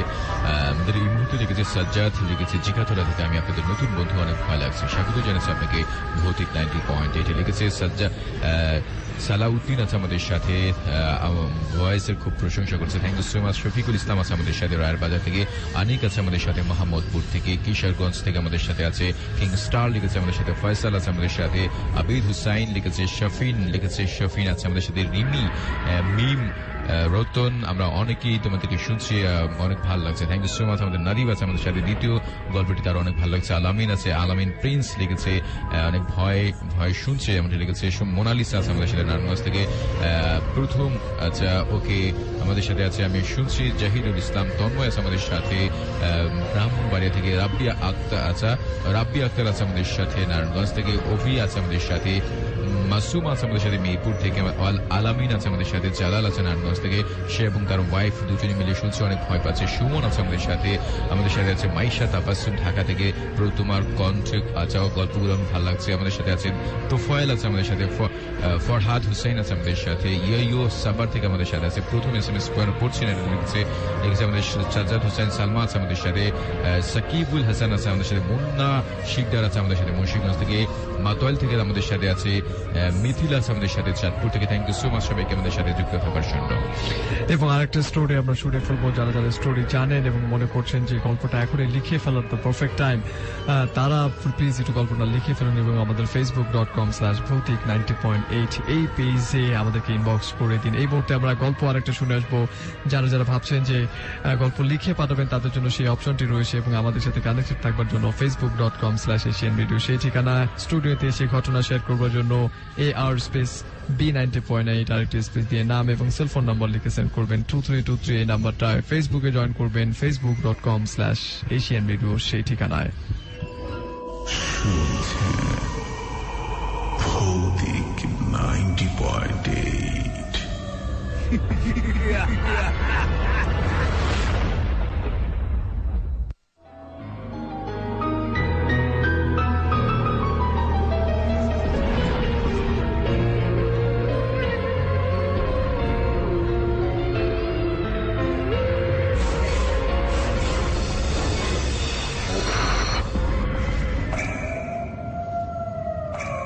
আমি মোহাম্মদ কাজল শেখ। আমি ভৌতিকের একজন রেগুলার লিসেনার, আর এর আগেও ভৌতিকে আমি অনেক ঘটনা লিখে পাঠিয়েছিলাম, কিন্তু সেই ঘটনাটি পড়া হয়নি। এটা আমার পাঠানোর দ্বিতীয় ঘটনা, ভালো লাগলে পড়ে শোনাবেন। ঘটনাটি আমার এক ছোট ভাই এর কাছ থেকে শোনা। তার নাম হলো রুবেল। ঘটনাটি ঘটেছিল আজ থেকে 2.5 বছর আগে। সে তখন ক্লাস 7-এ পড়ে। সে একদিন রাত 10টার দিকে বাজার থেকে বাড়িতে ফিরছিল। বাড়িতে ফেরার পথে ঘটনাটি ঘটে। এর আগে শুনেছিল লোকজনের মুখে যে জায়গাটা খুবই খারাপ। বাজারে বিশেষ প্রয়োজন থাকায় সেদিন রাত করে বাড়িতে ফিরছিলেন।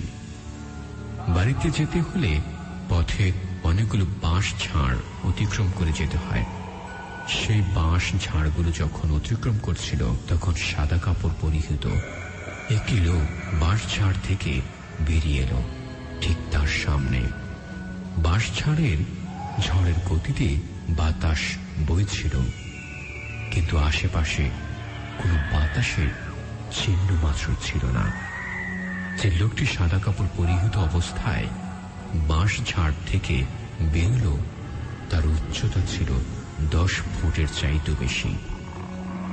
স্বাভাবিক মানুষের তুলনায় অনেক বেশি লম্বা ছিল সে। সাদা কাপড় পরিহিত লোকটি তার দিকে তাকিয়ে এসে তার গলা চেপে ধরল। তখন সে শ্বাস নিতে পারছিল না। সে লোকটির সাথে সে হাতাহাতি ঝাপটাঝাপটি করতে লাগলো। সে এক পর্যায়ে জ্ঞান হারিয়ে ফেলল। পরদিন সে তার নিজেকে আবিষ্কার করে তাদের উঠানে। সেখানে সবাই তাকে ঘিরে দাঁড়িয়ে আছে। তারপর সে তাদের কাছে থেকে জানতে পারে যে ফজর নামাজ দিতে দিয়ে যায়। তারপর হুজুর এসে 4 ফুল আর পানি পড়া দিয়ে যায়। পরে সুস্থ হয়ে যায়। সেদিনের পর থেকে আর কোনোদিন সে বেশি রাত করে বাজার থেকে বাড়ি ফেরেননি। ওই রাতে সেই ঘটনাটির উত্তর সে আজও খুঁজে পায়নি। মোহাম্মদ কাজল আহমেদ, নোয়াপাড়া, বলদিঘাট, গাজীপুর থেকে। ভাইয়ারা, এই ছিল আমার ঘটনা। ভালো লাগলে পড়ে শোনাবেন। আপনাদেরকে অনেক অনেক ধন্যবাদ এত সুন্দর একটি প্রোগ্রাম করার জন্য। শুনছেন ভৌতিক 90.8।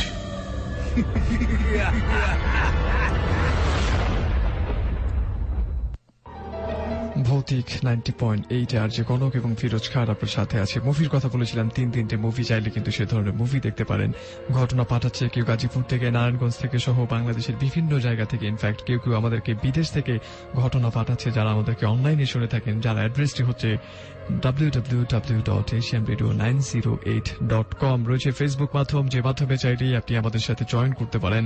ঠিক এই মুহূর্তে জানান দিতে পারেন আপনার মন্তব্য facebook.com/asianradio, সেই ঠিকানায় গিয়ে শুরুতেই লাইক দিবেন পেজে, দেন কমেন্ট করবেন আমাদের পোস্টে, চাইলে শেয়ার করতে পারেন। বিকজ আমরা চাই এই গল্পটা এখান থেকে সবাই সবার কাছ থেকে ছড়িয়ে যাক এবং সবাই শুনতে থাকুক। এমডি রাজু আহমেদ তিনি বলছেন, কনক ভাই এবং ফিরোজ ভাই আপনাদের কণ্ঠে মাদকতা আছে, অসাধারণ জাদুকরী কণ্ঠ কনক ভাই আর ফিরোজ ভাইয়ের ভরাট কণ্ঠে ঘটনাগুলোর ভৌতিকতা অনেক বেড়ে যায়। আপনারা দুজন সফল করেছেন ভৌতিককে, আর আমরা সার্থক। আপনাদেরকে অসংখ্য ধন্যবাদ জানাচ্ছি এমন চমৎকার একটি কমেন্ট করবার জন্য। রয়েছেন আমাদেরকে এসকে সাজ্জাদ হোসেন, তিনি বলছেন, ফিরোজ ভাই ও কনক ভাই, আমি এসকে সাজ্জাদ হোসেন বিনোদপুর থেকে, রাজারবাড়ি থেকে আপনাদের সাথে সবসময় আছি এবং থাকবো। Don't miss this programme. I guess যদি আপনার কাছে কোনো ঘটনা থেকে থাকে তাহলে সেটি আমাদেরকে লিখে পাঠান এবং আমরা সেটি অন এয়ার করি। সবাই সেই ঘটনাগুলোর তৃপ্তিটা একটু গ্রহণ করুক, বিকজ আমরা চাই হরর অনুভূতিগুলো যারা পছন্দ করে এবং হরর সেগমেন্ট যারা পছন্দ করে তাদের প্রত্যেকের কাছে তারা যাতে এতটুকু কমতি না থাকে, আমরা যাতে তাদেরকে বেস্ট গল্পগুলো উপহার দিতে পারি। রয়েছেন সোহাগ পিকে, তিনি বলছেন, কনক ভাই খুব কষ্ট করে শুনছি আপনাদের রেডিও নেটওয়ার্কে। আচ্ছা, খুব দূর থেকে হয়তো শুনতে পাচ্ছেন এবং সেটার জন্য অনলাইন রয়েছে কিন্তু একটি, এবং সেই অনলাইনের অ্যাড্রেসটি হচ্ছে www.asianradio908.com। সেই ঠিকানা চাইলেই আপনি আমাদেরকে শুনতে পারেন। রাবিউস সানি তিনি বলছেন, শুনছি নারায়ণগঞ্জ থেকে। রয়েছেন আমাদের সাথে ডি প্রিন্স সোহেল, তিনি আমাদেরকে কমেন্ট করেছেন। ইমরান হোসেন রয়েছেন, আমার কাহিনীটা পড়ার জন্য অসংখ্য ধন্যবাদ। আপনাকেও ধন্যবাদ আমাদেরকে কাহিনীগুলো লিখে পাঠাবার জন্য। অনেকেই কমেন্ট করছেন, প্রত্যেকের কমেন্ট হয়তোবা পড়া হবে না, বাট এই মুহূর্তে আমরা বেশ কিছু SMS পড়ে নিতে চাই। SMS করুন আপনার মোবাইলের মেসেজ অপশনে, প্রথমে টাইপ করুন AR স্পেস দিয়ে আপনার নাম স্পেস আপনার লোকেশন স্পেস আপনার কথা লিখে পাঠিয়ে দিবেন 2323 নাম্বারটিতে।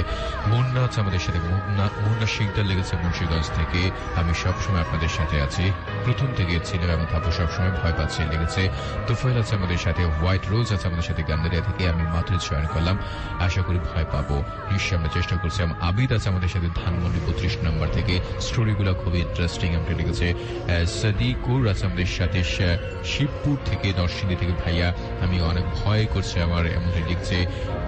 সাইফুল ইসলাম আছে আমাদের সাথে গুলশান নতুন বাজার থেকে, শুনছে অনেক ভয় করছে। আমাদের সাথে আছে আনোয়ার সাবার থেকে। তানভীর আহমেদ টঙ্গী থেকে শুনছে অনেক ভয় পাচ্ছে সে, ফিরোজ ভাই বলেছে। সিনহা উত্তরা থেকে লিখেছে, শুনছি স্টোরিগুলো অসাম বলছে, আমরা লিখেছি খুব ভয় পাচ্ছে। শক্তি আছে আমাদের সাথে, ভয় পাচ্ছে আমরা লিখেছি। জনি আছে আমাদের সাথে, পাপ্পু আছে আমাদের সাথে, সেটা হচ্ছে অনেকদিন পর জয়েন করলাম। সবুজ আছে আমাদের সাথে, ফকিরাপুল থেকে আমাদের সাথে আছে। শাম্মী মিরপুর থেকে লিখেছে, সে ফোন নাম্বার দিচ্ছে, সে গল্প এসে আমাদের স্টুডিওতে বলতে চাই। আমরা বলছি নিশ্চয়ই আমাদের ভৌতিক টিম আপনার সাথে যোগাযোগ করবে। কনক আছে আমাদের সাথে মিরপুর থেকে, শুনছে খুবই ভালো লাগছে। রহিম আছে আমাদের সাথে, রহিম জমদার আছে আমাদের সাথে। জুলহাস খান আছে আমাদের সাথে মোহাম্মদপুর থেকে। সবুজ আছে আমাদের সাথে ফকিরাপুল থেকে। সৌরভ মিরপুর 13 নম্বর থেকে গেছে, একা একা শুনছি, এত ভয় করছে যে।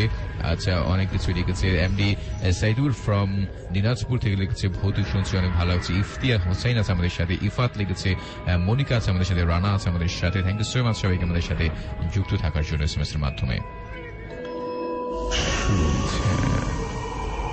ভৌতিক 90.8।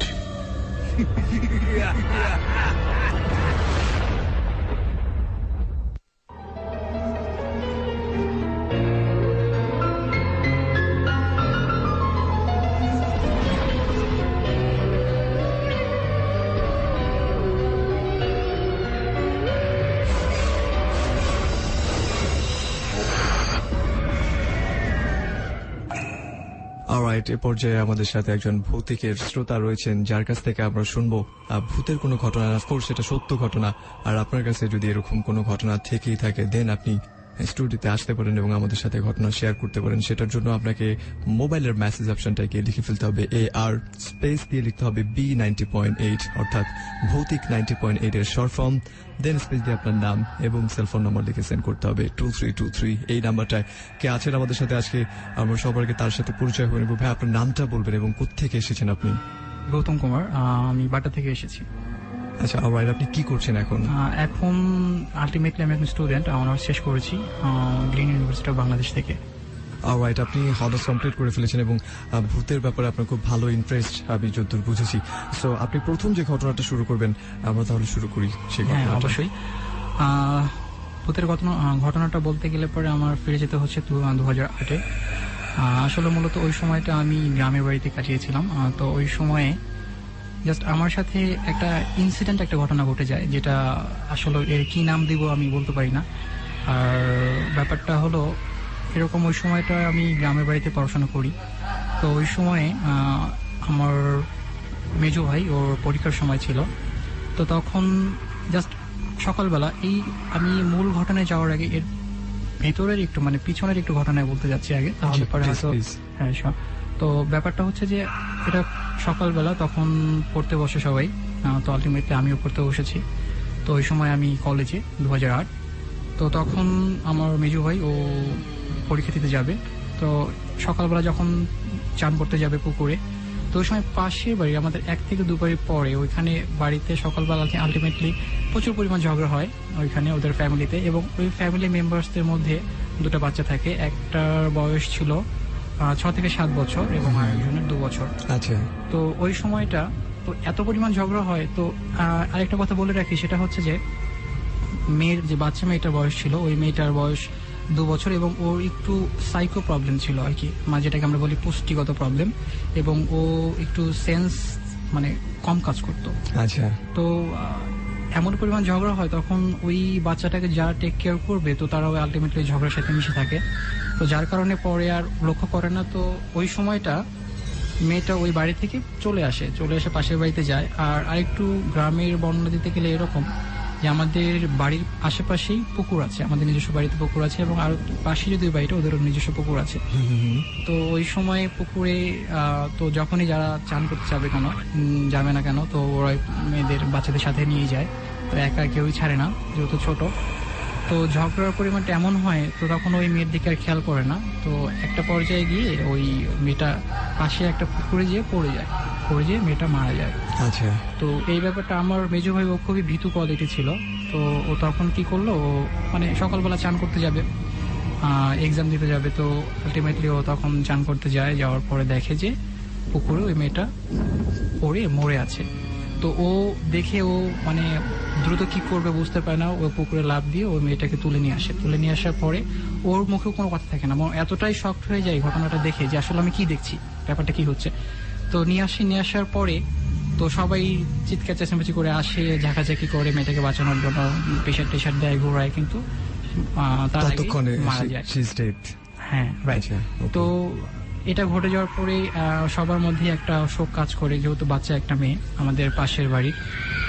তো এটা ঘটে যাওয়ার ঠিক 1 থেকে 2 মাস পরে আমি তার 3 থেকে 4 দিন পর ঢাকায় ব্যাক করার পর আবার 1 মাস পরে আবার বাড়িতে যাই। তো বাড়িতে যাওয়ার পর আমি আলটিমেটলি একটু বাজারে যাই মাঝে মাঝেই সন্ধ্যার পরে। তো আস্তে আস্তে একটু রাত হয়ে যায়। তো মূল যে ঘটনাটা সেটা হচ্ছে যে আমি যখন বাজার থেকে ব্যাক করি, এরকম মাঝে মাঝেই আমি একটা স্মেল পেতাম। স্মেলটা এটা ছিল আপনার মানে এক ধরনের খাবারের স্মেল, যেটা খুবই সুগন্ধ। এবং দেখা যাচ্ছে আমরা সচরাচর যেটা বলি যে বাড়িতে ভালো রান্না করলে পরে, বিরিয়ানি বা পোলাও রান্না করলে পরে, হ্যাঁ, সুন্দর একটা স্মেল। ওই স্মেলটা মাঝে মাঝে পেতাম। আমি হয়তো মনে করতাম যে হয়তো যেহেতু আর রাস্তার যে বর্ণটা সেটা ছিল আপনার আমাদের বাড়ি থেকে উঠতেই রাস্তা, মেন রাস্তা। তো রাস্তার পাশে বড় একটা বট গাছ ছিল। বট গাছের বয়সটা আনুমানিক 1 থেকে 150 বছর হবে। আচ্ছা। অনেক পুরাতন একটা বট গাছ। তো এটার পাশেই কিছু বাড়ি ছিল। আমি মনে করতাম হয়তো এই পাশের বাড়িতে হয়তো রান্না টান্না করছি, স্মেলটা পেতে পারি, এটা কোনো প্রবলেম না। তো এরকম কিছুদিন যাওয়ার পরে, এটা 3 থেকে 4 দিন পরে, আমি একদিন একটু দেরি হয় বাজার থেকে আসতে। বাজারের দূরত্বটাও বেশি না, যার কারণে কোনো প্রবলেম হয় না। তো ঠিক যখন আমি বাজার থেকে ব্যাক করার পরে যখন ওই বট গাছের ওই কাছাকাছি আসি, মানে আমার বাড়ির ঢালুতে নামবো, ওই সময় আমি ওই বাচ্চাটাকে দেখি। তো ওই সময় আমার সেন্স কাজ করে না, ও তো মারা গেছে, এই ব্যাপারটা আমার মধ্যে কাজ করেনি। তো একটা পর্যায়ে যখন আমি দেখার পর দেখি কান্না করছে, তখন এই তুমি এখন কান্না করছো, মানে আমার মনে হয় এটা কাজ করতেছে। তো আমি তোকে এখন ডাকি যে ওর নাম থেকে অনন্যা, তুমি এখানে, তোর একটু রাগ করি, ওরা রাগ করা বলতে কি ওর মাকেও একটু রাগ করি, সম্পর্কে আমার বৌদি হয়। তো বলি যে এই এত রাত হয়ে গেছে, মেয়েটাকে ছেড়ে দিয়েছে এখানে। আমি রাগটা করে ওকে ডাকছি, কিন্তু ও আমার দিকে আসছে না। আচ্ছা, মানে আপনার মাথায় কি তখন ছিল না যে এই মেয়েটা কিছুদিন আগে মরে না গেছে? না না, এই সেন্সটা কাজ করেনি তখন। মানে আলটিমেটলি বাচ্চা একটা মেয়ে রয়েছে Right. ওখানে, হ্যাঁ বসে আছে, তো মানে কান্না করছে দাঁড়িয়ে। তো আমি ওকে বেশ কয়েকবার ডাকার পর ও আমার ডাকে সাড়া দিচ্ছে না। তো এক পর্যায়ে আমি যখন ওর কাছাকাছি গেলাম, যাওয়ার পরে ও আমার দিকে না এসে ও ঠিক ওই বট গাছের ওই দিকে, মানে রাস্তার অপোজিট পাশে ঢালুতে নেমে গেল। তো নেমে যাওয়ার পর আমিও কাছাকাছি যাওয়ার পর হঠাৎ করেই মানে পরিবেশটা এরকম ছিল, একটু অন্ধকারও ছিল না, আবার পুরোপুরি যে একটা পরিষ্কার জ্যোৎস্না সেরকমও ছিল না। আচ্ছা, একটু, মানে হ্যাঁ। দেখা যায় আর কি হ্যাঁ, এরকম হ্যাঁ, একটা হ্যাঁ, environment। right. আচ্ছা, তো ওই সময়টা আমি যখন ওকে ওর সামনের দিকে যাই ফরওয়ার্ড করি, তখন ওকে আর পাই না। পাওয়ার পরে তখন আমার একটু রাগ হয়, যে ওর মায়ের প্রতি একটু রাগ হয় যে এত রাত হয়ে গেছে, ছেড়ে দিচ্ছে। তো আমি এটা বলতে বলতে আমি ওদের বাড়িতে না গিয়ে আগে আমাদের বাড়িতে গেলাম। যাওয়ার পরে একটু রাত হয়ে গেছে, সবাই খাবার নিয়ে বসে আছে, তো ফ্রেশ ট্রেশ হয়ে খাওয়া দাওয়া করতেছি। আর আমার বাড়িতে বলতেছি, আমার ওই বৌদির হাজবেন্ডের নাম থেকে অমরেশ। তো আমি বললাম যে এরকম ব্যাপার, অমরেশদার বউ এই কেমন একটা কাজ করেছে, তো ওই মেয়েটাকে ছেড়ে দিয়ে রাখছে। তো যখন খাবার খাচ্ছি, তখন আমার ফ্যামিলির কেউ বলতেছে না যে ও তো মাস দুয়েক আগেই মারা গেল, তুই ওকে কোথায় পাবি, মানে আমি ভয় পাবো এই কারণে হয়তো আমাকে বলতেছে না। তো খাবার টাবার শেষ করার পরে তো তখন আমাকে বলতেছে যে গৌতম, তুমি যেটা দেখছো এটা কি, মানে বিষয়টা কি, তুমি যে বললা। তো দেখলাম রাগের মাথায় তো এরকম এরকম। আমি দেখলাম অমরেশদার মেয়েটা, ওই বাচ্চা মেয়েটা, ও ওখানে হাঁটাহাঁটি করতে কান্নাকাটি করতেছিল। তো আমি কাছে গেলাম, ওর পেলাম না, দেখলাম বড় গাছের সাথে মিশে গেল, এরকম কিছু একটা মনে হলো, অথবা হয়তো পাশ দিয়ে চলে গেছে কিনা আমি জানি না। তো আমি এখন ওদের বাড়িতে যাবো, ট্রাকটা করবো।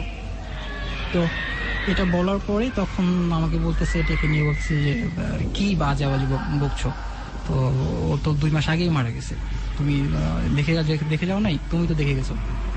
তো দেখে যাওয়ার পরে তখন মানে আমার মনের মধ্যে একটা কাজ করলে কি ব্যাপার, তাহলে আমি কি দেখলাম, মানে এমন একটা ঘটনা, মানে যেটা আসলে এটা কোনো বর্ণনা নাই আসলে, কেন আমার এটা মনের মধ্যে কাজ করছে, বা ও কেন আমার সামনে দেখা দিল, বা আদৌ ক্ষতি করলো না কেন, এই যে একটা ব্যাপারটা। এখন অনেকে এটাকে বলবে যে হ্যাঁ এটা একটা ভৌতিক কাহিনী, আবার অনেকেই বলবে যে না এটা হয়তো তোমার চোখের ঝাপসা। এটা এক এক মানুষের থিঙ্কিং এক একজন এক রকম বলবে, কিন্তু মানে আমার কাছে এর কোনো এক্সপ্লেনেশন নাই যে আসলে ওইটা কি দেখলাম বা কি আসলে। রাইট, এবং আপনি যেটা দেখেছেন সেটা একেবারে 100% সত্য ছিল। হ্যাঁ হ্যাঁ রাইট, এটা আমার নিজের চোখে দেখা।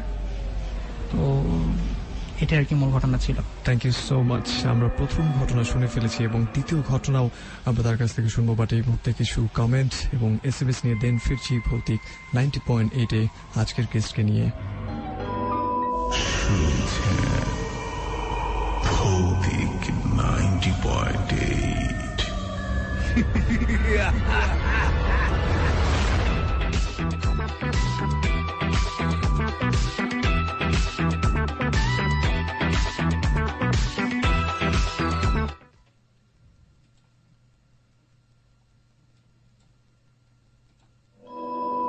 শুনছেন ভৌতিক 90.8।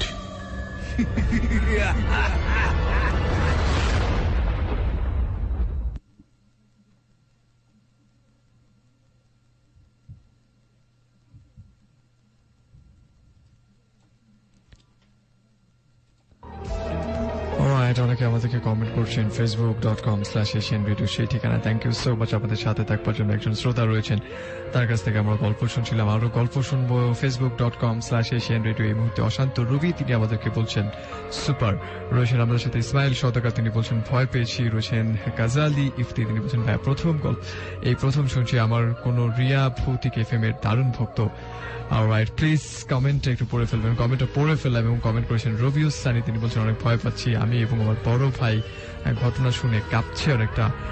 বক্কর তিনি আমাদেরকে কমেন্ট করেছেন, আমি কিন্তু এখনো তোমাদের সাথেই রয়েছেন জিয়াউল হক লিঙ্কন, তিনি বলছেন ভীষণ অসুস্থ, তারপরও শুনছি লেপের নিচে হেডফোন কানে দিয়ে। ধানমন্ডি 32 থেকে আপনাদের এই ভৌতিক গল্পগুলো অনেক ভালো লাগে, তবে সবসময় অপেক্ষা করি কিছু ভালো ভয়ের ঘটনা শোনার জন্য, স্পেশালি লাশ কাটা ঘর বা লাশ কাটা ডোমদের গল্প এবং কবরস্থানের গল্পগুলো অনেক ভয়ের।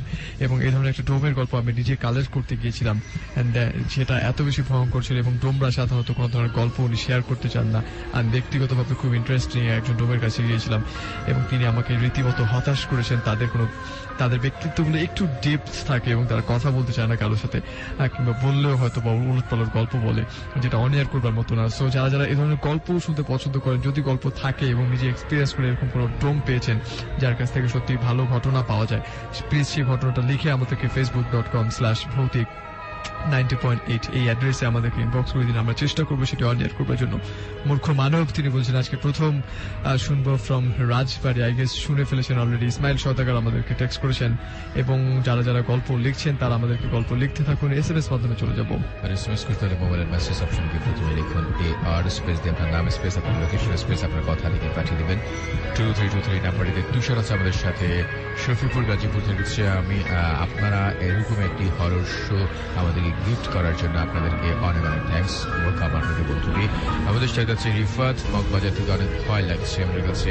আফরিন আরাফাত ঢাকা থেকে আছে আমাদের সাথে, গোলাপবাগ থেকে শুনছে খুবই ভয় পাচ্ছে আমাদের কাছে। প্রথম শুনছে আমাদের লিখেছে ফ্যামিলির সবাইকে একসাথে শুনছে, থ্যাংক ইউ সো মাচ। আমাদের সাথে আছে মুক্তা আছে আমাদের সাথে, মুক্তা থেকে আছে আমাদের সাথে। তার নাম হচ্ছে মুকাদ্দাস আছে আমাদের সাথে। নাভিদ মালিবাগ থেকে স্টোরিগুলো খুবই ভয়ের আমাদের লিখেছে। রাজু আহমেদ আছে আমাদের সাথে বংশাল থেকে। বাবু আছে আমাদের সাথে এয়ারপোর্ট থেকে, আমি একা শুনছি। আরাফাত আছে উত্তরা থেকে, অনেকদিন পর শুনছি আপনাদেরকে। আমাদের সাথে শহীদুল সালাউদ্দিন আছে আমাদের সাথে, তুষার আছে আমাদের সাথে দেখতে পাচ্ছি, শিবিন আছে আমাদের সাথে দেখেছে, ফারহান আছে আমাদের সাথে, তানভীর আছে আমাদের সাথে, টুম্পা আছে আমাদের সাথে দেখতে পাচ্ছি আমাদের সাথে, জীবন আছে, রাফিকা সাইয়ান আছে আমাদের সাথে। টুম্পা লিখেছে অনেক ভয় পাচ্ছে। অন্তপুর আছে আমাদের সাথে, অতুপট আচ্ছা তেজগাঁও থেকে আমাদের সাথে আছে। ইমরান লিখছে আমাদের সাথে, জুয়েল রানা আছে আমাদের সাথে, জনি খিলকের থেকে আছে আমাদের সাথে, রায়হান আছে আমাদের সাথে। রায়হান আরেকটি বার লিখেছে আচ্ছা প্রথম শুনছে খুব আচ্ছা ভয় পাচ্ছে। আপনাকে স্বাগত জানাচ্ছি ভৌতিক 90.8-এ। থ্যাংক ইউ সো মাচ আমাদের সাথে যুক্ত থাকার। শুনছেন ভৌতিক 90.8।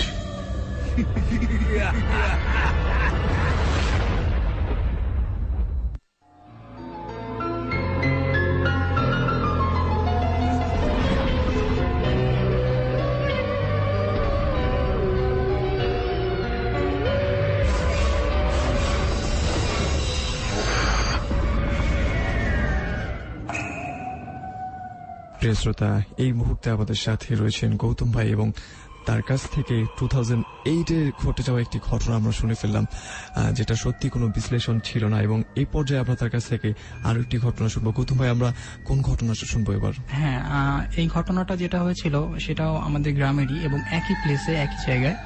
তো পুনরায় আমার পরিচয় দেওয়ার কোনো প্রয়োজন নেই, যেহেতু আপনি পরিচয় করিয়ে দিয়েছেন। তো ব্যাপারটা হচ্ছে যে এটা ঠিক তার 1 থেকে 1.5 বছর পরের ঘটনা। তো ওই সময়টা আমি জাস্ট আনফর্চুনেটলি আমার একটু ইসের জন্য পার্সোনাল কোনো কারণের জন্য আমি তখনও গ্রামের বাড়িতে থেকে যাই। তো থেকে যাওয়ার পরে যে ঘটনাটা ঘটলো সেটা হলো যে খুবই স্ট্রেঞ্জ এবং মানে এইটা বলার আগে আমি একটু লোকেশনটা একটু বর্ণনা দিচ্ছি। সেটা হলো যে আমি কিন্তু পূর্বেই বলে দিয়েছি যে আমাদের বাড়িটার একটু উপরের দিকে রাস্তার পাশে একটা বড় একটা বটগাছ এবং বটগাছের বয়স 1 থেকে 150 বছর।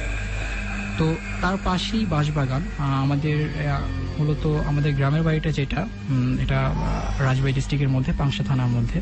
তো এইখানে মূলত বনাঞ্চলটা বেশি এবং এখানে গাছ বাঁশ এগুলো মোটামুটি প্রচুর পরিমাণ। তো আলটিমেটলি একই রকম প্রায় সিকোয়েন্সটা ছিল। উনি খুবই বয়স্ক একটি লোক এবং উনি বাজার থেকে আসার মাঝে মাঝে বাজার থেকে আসে লেট করে বাজারের সময়, কারণ গ্রামের বাড়িতে যেটা হয় যে সপ্তাহে 2 দিন হলো বাজার বসে, মানে হাট, এটা আমরা গ্রামে যেটা বলি। তো সেখান থেকে সবাই তাদের নিজস্ব বাজার টাজার করে খাবারের জন্য এবং বেচাকেনা করা হয় ওখানে। তো ওইখান থেকে আসার সময় এরকম মাঝে মাঝেই উনি একটু ফলো করে যে সামথিং যেটা মানে কি বলবো, মানে ঘটার মতো ছিল না বা যেটা উনি দেখার মতো না, মানে স্পিরিচুয়াল সামথিং এরকম কিছু একটা সে দেখে বা অনুভব করে, কিন্তু সে খুবই মানে সাহসিকতার সাথে আর কি ওটা কখনো প্রকাশও করে না। তো মাঝে মাঝে আমাদের কাছে গল্প করতো। তো এরকম গল্প করতে করতে এমন একটা সময় এবং এমন একটা দিনে যে ঘটনা ঘটে যায়, আসলে সেটা আর গল্প না, সেটা বাস্তবতার রূপ দাঁড় করায় আর কি। তো সেই দিনটা ছিল শনিবার দিন। উনি বাজার থেকে আসে, বাজার টাজার করে বাজার তার একটা ছেলে আছে ওর কাছে পাঠিয়ে দেয়। তো পাঠিয়ে দেওয়ার পরে উনি একটু দেরি করে আসে বাজার থেকে, আসার পরে একা একাই আসে ওই দিন। এবং উনি স্মোকও করে না, যার কারণে অনেকে আমরা বলি যে যদি কোনো ভৌতিক ব্যাপার থাকে তাহলে স্মোক করলে আগুন পেলে পরে হয়তো তার কাছে আসবে না, এরকম কিছু একটা। তো তার কাছে ওই সেকেন্ড অপশন ছিল না। তো আসার পরে ওই বটগাছের ওইখানে, এবং উনি বাড়িতে যাবে হলো আমাদের 3টা রাস্তার মোড়, তো মোড়ের পাশে বটগাছ এবং সোজা ওনাদের গ্রামের বাড়িতে, এবং ডান পাশে আরেকটা গ্রাম, আর ঠিক পাশেই আমাদের বাড়িটা। তো উনি বা পাশ দিয়ে যাবে এবং দুপাশেই রাস্তার দুপাশে ছিল বাঁশের বাগান, এবং রাস্তার এমন একটা দেখা যাচ্ছে কি যে 15 থেকে 20 ফিট উপরে দেখা যাচ্ছে দুই পাশের বাঁশই উপর দিয়ে আর কি চলে যায়। তো বিষয়টা একটু দূর থেকে যদি আমরা কোনো ফটো সেশন করি তাহলে এমন একটা ভিজুয়ালাইজ দাঁড়াবে যে আসলে এটা মনে হয় বাইরের একটা কান্ট্রি বা খুবই একটা ডেঞ্জারাস একটা প্লেস। তো উনি আসে, যাওয়ার পরে ওনার সাথে বাইসাইকেল থাকে আস্তে আস্তে, তো খুবই অন্ধকার থাকে এবং হাতে লাইটও থাকে, তারপর ওই জায়গাটা সে হেঁটে যায়। তো সবসময় এই কাজটা করে। তো উনি ওই দিন হেঁটে যাচ্ছে, হেঁটে যাওয়ার পরে কিছু দূর যাওয়ার পরেই ঠিক আমি যে জায়গা থেকে ওই যে বাচ্চা মেয়েটাকে দেখেছিলাম, উনিও ঠিক এরকম একটা কিছু দেখে, কিন্তু ওই বাচ্চা মেয়েটা না, ওইটা একদমই শিশু একটা মেয়ে রাস্তায় শুয়ে আছে এরকম কিছু দেখে, এবং উলঙ্গ অবস্থা। তো কান্না করে উনি দেখে ওনার মনের মধ্যে তখনই একটা ভয় কাজ করার পরে উনি তারপর সাহস নিয়ে একটু কাছে যায়, তখন আর পায় না, তখন উনি অর্ধেকটা দুর্বল হয়ে পড়ে। এখন উনি একসময় ভাবে যে আমাদের দিকে আসবে, আবার ভাবে যে না বাড়িতে চলে যাবে, এরকম কিছু একটা। তারপরেও উনি সাহস নিয়ে ওনার বাড়ির দিকে মুভমেন্ট করে। তো কিছু দূর যখন যাওয়ার পরে তখন দেখে যে রাস্তার দুপাশে যে বাঁশের বাগান, যে বাঁশ ছিল, বাঁশটা রাস্তার উপরে পড়ে আছে। তখন উনি দেখে উনি কি করবে বুঝতে পারে না। তো কিছু দূর যখন একটু সামনে যাওয়ার পরে বাঁশ অটোমেটিক্যালি উঠে যাওয়ার পরে তো তখনও উনি ব্যাক করে না। ব্যাক করলে কিন্তু দেখা যাচ্ছে ওনার সাথে যে ঘটনাটা ঘটবে এটা ঘটবে না, হয়তো ততটুকুর মধ্যে সীমাবদ্ধ থেকে যাবে, এরকম কিছু একটা হতে পারতো, বাট হয়নি। তো উনি তখন কি করলো, উনি সাহস নিয়ে তার বাড়ির দিকে যেতে শুরু করলো। যখন আরেকটু সামনে গেল তখন অটোমেটিক বাঁশগুলো সব উঠে গেল। মানে আমার পশম দাঁড়িয়ে যাচ্ছে ওই কথাগুলো মনে পড়লে পারে, যদিও নিজ চোখে দেখিনি, কিন্তু ওনার কাছ থেকে বর্ণনা অনুযায়ী যে বাসগুলো একটু নিচের দিকে ছিল, এগুলো উঠে একদম উপরে উঠে গেছে। রাইট। তো আরেকটু যখন সামনে গেল, যে সামনে যাওয়ার পর তখন অটোমেটিক উঠে গেছে, তো উনি বললেন এখন ফ্রি, এখন চলে যাবে। যখন একদম কাছাকাছি চলে গেল এবং নিচে দিয়ে চলে যাবে, ঠিক ওই মুহূর্তে উপর থেকে বাঁশ তার উপরে চাপা দিল, এবং চাপা দেওয়ার পরে উনি শুধু একটা চিৎকারই করেছে। চিৎকার দেওয়ার পর আর কিচ্ছু ওনার কোনো জ্ঞান নেই। তো তারপরে যখন আমরা পাশেই আমাদের বাড়ি, তো আমরা সবাই দৌড়ে আসলাম যে এখানে চেঁচামেচি কে করলো, আমরা জানি যে কিছু একটা ব্যাপার আছে এখানে। তো দৌড়ে আসার পর দেখি উনি শুয়ে আছে, ওনার সাইকেলটা রাস্তার পাশে পড়ে আছে। তো ওনার কোনো নাক মুখ দিয়ে লালা বের হয়ে গেছে। তাড়াতাড়ি আমরা ধরে নিয়ে এসে বাড়িতে নিয়ে এসে পানি টানি দিয়ে ওনাকে একটু সুস্থ করলাম, এবং উনি কোনো সেন্স তখন কাজ করে না, কাউকে চিনতে পারে না, চোখ মুখ একদম বড় হয়ে গেছে। তো খুবই একটা বিভৎস অবস্থা। তারপর অনেক সময় পরে আমরা ডাক্তারও ডাকলাম, ডাক্তার ট্রিটমেন্ট করার পর এটা সেটা করার পর তারপর তখন জ্ঞান ফিরলো। জ্ঞান ফেরার পরে তখন তাকে জিজ্ঞাসা করলাম যে কি হয়েছিল কাকা, আপনার সমস্যাটা কি? তখন এই ঘটনাটা বললো। তো আমাদের ওইখানে মাঝে মাঝে এরকম কিছু একটা ঘটে যায় আসলে এই ব্যাপারটা। এবং গ্রামের দিকের এরকম অনেকগুলো ঘটনা আমরা শুনেছি, এবং সেরকম ঘটনার সাথে আপনার এই ঘটনাটার সিমিলারিটি রয়েছে, কারণ বাজার থেকে ফেরার পর এরকম অশরীরী আত্মা কিংবা যেটাই বলে না কেন অনেকেই ভুক্তভোগী হয়ে থাকেন। Thank you so much Goutam ভাই আমাদের স্টুডিওতে এসে আমাদেরকে সময় দেওয়ার জন্য এবং দুটো দারুণ ঘটনা শেয়ার করবার জন্য।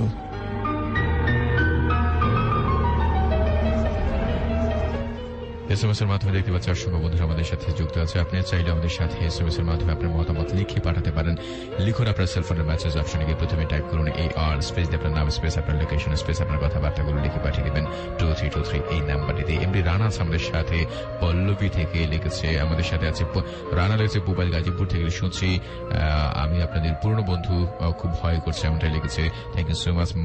মান্দাজ আমাদের সাথে শুনছে, আমাদের সাথে শাহিন আছে যাত্রাবাড়ি থেকে, অনেক ভয় করছে তোমাদের শুনছি। জি আছে আমাদের সাথে যাত্রাবাড়ি থেকে। আমি আচ্ছা গৌতমের ইউনিভার্সিটির ফ্রেন্ড, গৌতমকে অনেক মিস করছি আমরা লিখেছে।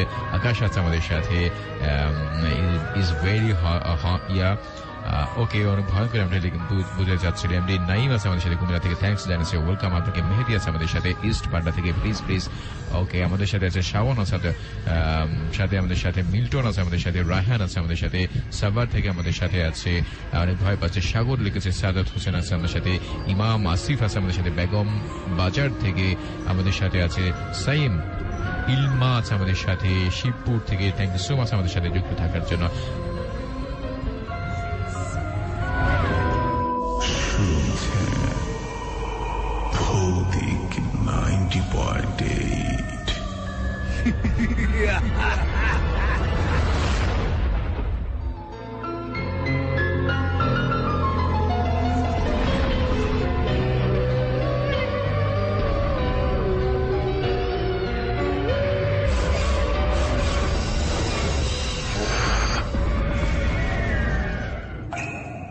ডিয়ার লিসেনার্স, এই মুহূর্তে ভৌতিক 90.8 এ আমরা আরেকজন শ্রোতার কাছে চলে যাব এবং তার কাছ থেকে শুনে ফেলবো তার সাথে ঘটে যাওয়া কিংবা তিনি জানেন এমন কোনো ভূত রিলেটেড সত্য ঘটনা। আপনার নামটা বলবেন এবং আপনি কোথা থেকে এসেছেন। হ্যালো ফ্রেন্ডস, আমি অনির্বাণ বলছি and I am from Badda. আমি আজকে যে ঘটনাটি শেয়ার করব, এই ঘটনাটি ঘটে যায় আমার মার সাথে। আচ্ছা, আপনার মার সাথে ঘটে যাওয়া ঘটনা। মার সাথে ঘটে যাওয়া ঘটনা, Alright, এটা আমি মার কাছ থেকে শুনেছি। জি, আমরা তাহলে ঘটনাটা শুরু করি। এই ঘটনাটা ঘটে 1984 অথবা 1985 এরকম সময়। ইন দ্যাট টাইম আমিও হইনি, আমার মা তখন একদম নতুন বউ, তখন সে থাকতো গ্রামের বাড়িতে। এটা কোন সালের ঘটনা এটা আপনি বলতে এটা পারেন? 84 অথবা 85, আচ্ছা, কাছাকাছি। Between 84 and 85। অলরাইট, আমরা শুনি। তো মূল ঘটনায় চলে আসি।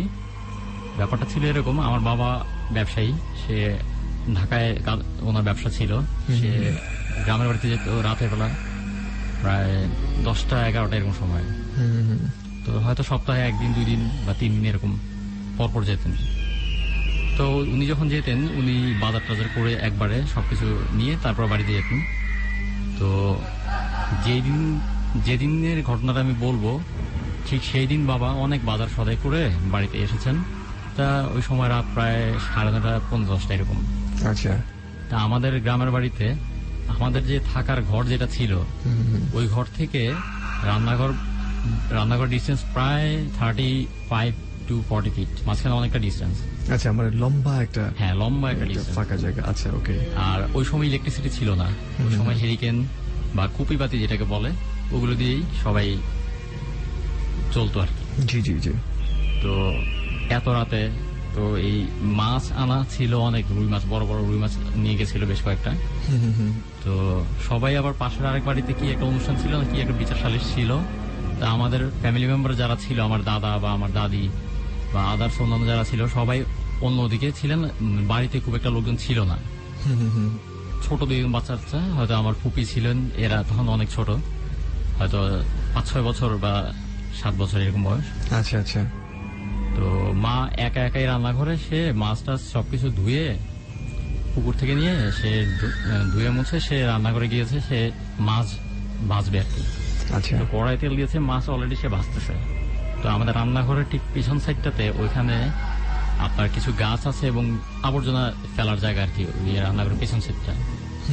তো মা মাছ ভাজতেছে, এমন সময় সে হঠাৎ ফিল করে যে কিছু একটা আওয়াজ হচ্ছে, কিছু একটা খচমচ করতেছে, সাউন্ড হচ্ছে। এটা রান্নাঘরের পেছনে।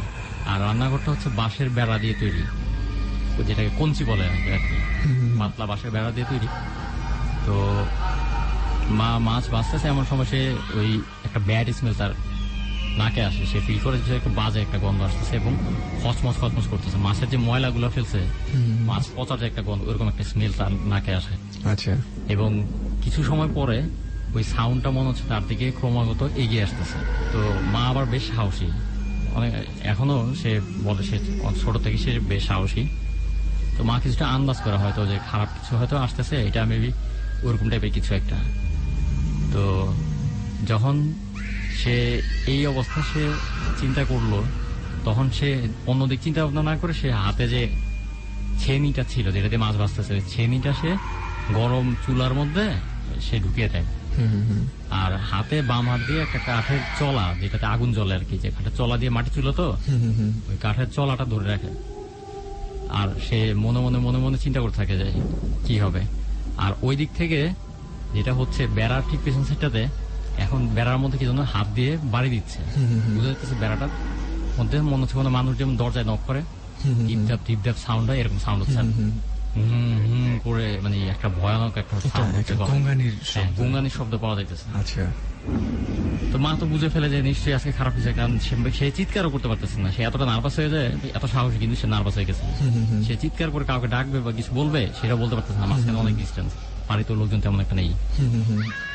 ইন দ্যাট টাইম হঠাৎ সেই জিনিসটা বেড়াতে হাত দিয়ে ওই করতে করতে সাউন্ড করতে করতে হঠাৎ এক পর্যায়ে বাসার বেড়াটা ভেঙে ফেলে। বাসার বেড়াটা ভেঙে তার হাতটা একদম ঠিক রান্নাঘরের ভিতরে চলে আসে, প্রায় পুরো হাতের যে পাঞ্জাটা আছে এই পাঞ্জাটা একদম ঢুকিয়ে দেয় ওই বেড়ার মাঝখানে। বেড়াটা ভেঙে হাতের পাঞ্জাটা বের হয়ে চলে আসে। তখন মা যখন দেখছে তখন সে সাথে সাথে লেট করে দিতে, যে হাতের মধ্যে প্রচুর লোম, কালো কালো লোম, বিশাল বড় বড় নখ, আর চেঁচা দিতেছে, চেঁচা করতেছে। এর মধ্যে তখন মা ওই গরম যে ছেনিটা, লোহার যে ছেনি একদম লাল টকটকে আছে আগুনে, ওই ছেনিটা ওই হাতের মধ্যে চাপ দিয়ে ধরে, আর কাঠের যে ওই যে চলাটা হাতে ধরা ছিল ওইটাও ধরে, একসাথে ধরে। আর ওদিকে এখন পেতনি ওইটা চেলেতেছে, চেঁচা করতেছে, সমানে চেঁচে করতেছে, আর মাও চিৎকার করতেছে, পেতনি চেঁচা করতেছে। পরে চিৎকার চেঁচামেচি শুনে তখন আশেপাশের লোকজন চলে আসে, পাশের বাড়ি থেকে, এই বাড়ি থেকে, ওই বাড়ি থেকে এসে দেখে ওই চিৎকার চেঁচামেচি করতে মা সেন্সলেস হয়ে গেছে, তার আর কোনো সেন্স কাজ করে না।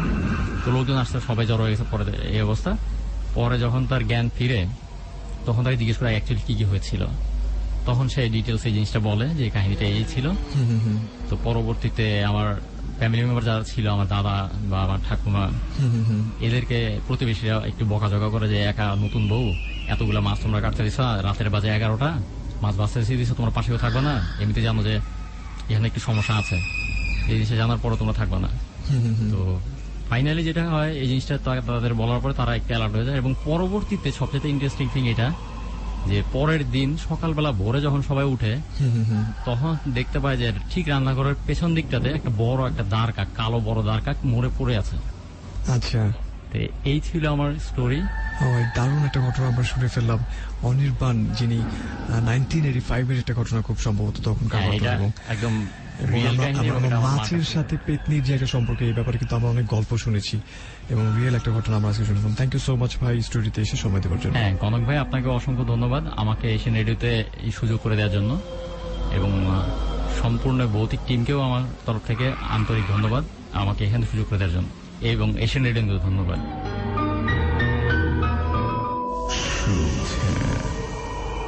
ভৌতিক 90.8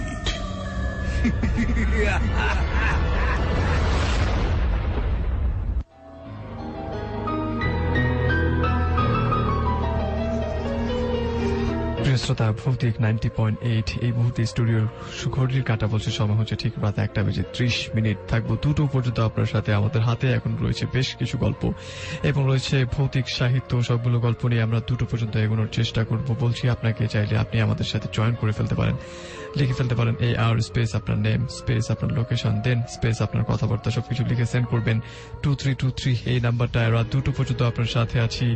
আর চাইলে ফেসবুকে জয়েন করতে পারেন, facebook.com/Asian Radio সেই ঠিকানা। অনেকেই আমাদেরকে সেখানটায় লিখছেন এবং কেউ কেউ কমেন্ট করছেন, আর তাদেরকে অসংখ্য ধন্যবাদ আমাদের পাশে থাকবার জন্য। যাদের কাছে স্টোরি রয়েছে তাদেরকে রিকোয়েস্ট করবো প্লিজ আপনার স্টোরিগুলো আমাদেরকে লিখিয়ে আমাদের ফেসবুকের ফ্যান পেজে ইনবক্স করুন, এবং সেই ফেসবুকের ফ্যান পেজের অ্যাড্রেসটি হচ্ছে facebook.com/ভৌতিক90.8। হাজার কনক এবং ফিরোজ খান আপনার সাথে আছি। বেশ কিছু SMS পড়ে নিতে চাই। SMS এর মাধ্যমে অনেকগুলো বন্ধু আমাদের সাথে আছে। আপনার চাইলে আমাদের সাথে আসতে পারেন, লিখুন আপনার সেলফোনের মেসেজ অপশনে গিয়ে প্রথমে ট্যাপ করুন AR স্পেস আপনার নাম স্পেস আপনার লোকেশন স্পেস আপনার কথাবার্তাগুলো লিখে পাঠিয়ে দিবেন 2323 এই নাম্বারটিতে।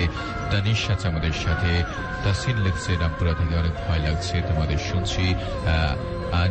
আলিনুর আছে আমাদের সাথে শান্তিবাগ থেকে, কনক আছে আমাদের সাথে, এলেন আছে আমাদের সাথে, এলেন ঘোমেস আছে আমাদের সাথে মগবাজার থেকে, মেশেল আছে আমাদের সাথে, রাহাত আছে ফ্রম ঢাকা থেকে, একা একা শুনছি খুবই ভালো লাগছে। জীবন আছে আমাদের সাথে, ফার্স্ট টাইম শুনছে, আমাদেরকে ক্যারি অন বলেছে, okay thank you so much. আমাদের সাথে নিলয় আছে আমাদের সাথে শ্রীপুর থেকে, আদনান আছে আমাদের সাথে লক্ষ্মী বাজার থেকে, জুয়েলা হাসান আছে আমাদের সাথে, সূচি আছে ফার্মগেট থেকে, তারা 5 জন একসাথে শুনছে আমাদের লিখেছে। সরার আছে আমাদের সাথে, আরফিন আছে আমাদের সাথে লিখেছে, তানভীর আছে আমাদের সাথে, আমিদ হাসান লিখেছে তন্নি উত্তরা থেকে। থ্যাংক ইউ সো মাচ আমাদের সাথে যুক্ত থাকার জন্য। ফেসবুকে অনেকে কমেন্ট করছেন, আপনি কমেন্ট করতে থাকুন। আজমির শরীফ তিনি বলছেন চরম লাগছে আমার কাছে। রশিদ ইমরান হোসেন তিনি বলছেন আমার কাছে আরো অনেক ভয়ঙ্কর ঘটনা রয়েছে এবং সেগুলো যদি থেকে থাকে তাহলে আমাদেরকে ইনবক্স করে দিন, আমরা চেষ্টা করব সেটি পড়ে শোনাবার জন্য। এবং এমন যদি হয় যে আপনি ঘটনা কালেক্ট করতে পছন্দ করেন এবং সত্য ঘটনা, তাহলে সেগুলো কালেক্ট করে আপনি লিখতে থাকুন। আই হোপ আমরা সবসময় অনিয়ার করবার চেষ্টা করব। আজমির শরীফ রয়েছেন রোমিও হৃদয়, তিনি বলছেন ভাই আমার জানা কিছু ঘটনা আছে, তাহলে সেই ঘটনাগুলো লিখে ঠিক যেখানটায় আপনি কমেন্ট করেছেন তার উপরে একটি লিঙ্ক পাবেন আমাদের facebook.com/ভৌতিক90.8 এর পেজ, অর্থাৎ facebook.com/ভৌতিক90.8 এই পেজে আপনাকে গিয়ে লিখে ইনবক্স করতে হবে। এবং যদি স্টুডিওতে আসতে চান তাহলে AR লিখে স্পেস দিয়ে লিখতে হবে B90.8, আরেকটি স্পেস দিয়ে আপনার নাম, সেলফোন নাম্বার লিখে সেন্ড করবেন 2323 এই নাম্বারটা। পাপ্পু মোল্লা তিনি বলছেন আমার নাম পাপ্পু, নাইস নেম। রয়েছেন আমাদের সাথে মেহেদি হাসান জুয়েল, এই মুহূর্তে রয়েছেন রোমিও হৃদয়। কমলের মামু তিনি আমাদেরকে লিখেছেন যে কনক ও ফিরোজ ভাই আমি কমেন্ট করলাম, এই প্রথম কমেন্ট পড়েন না এবং সেটা পড়ে ফেললাম। রয়েছেন আমাদের সাথে রাজ, রয়েছেন আমাদের সাথে শফিত কানন সহ অনেকগুলো বন্ধু। এই মুহূর্তে চলে যাবো আমরা আরেকটা স্টোরিতে এবং এর পরপরই থাকছে big story. So here we go for the story. শুনছেন ভৌতিক 90.8।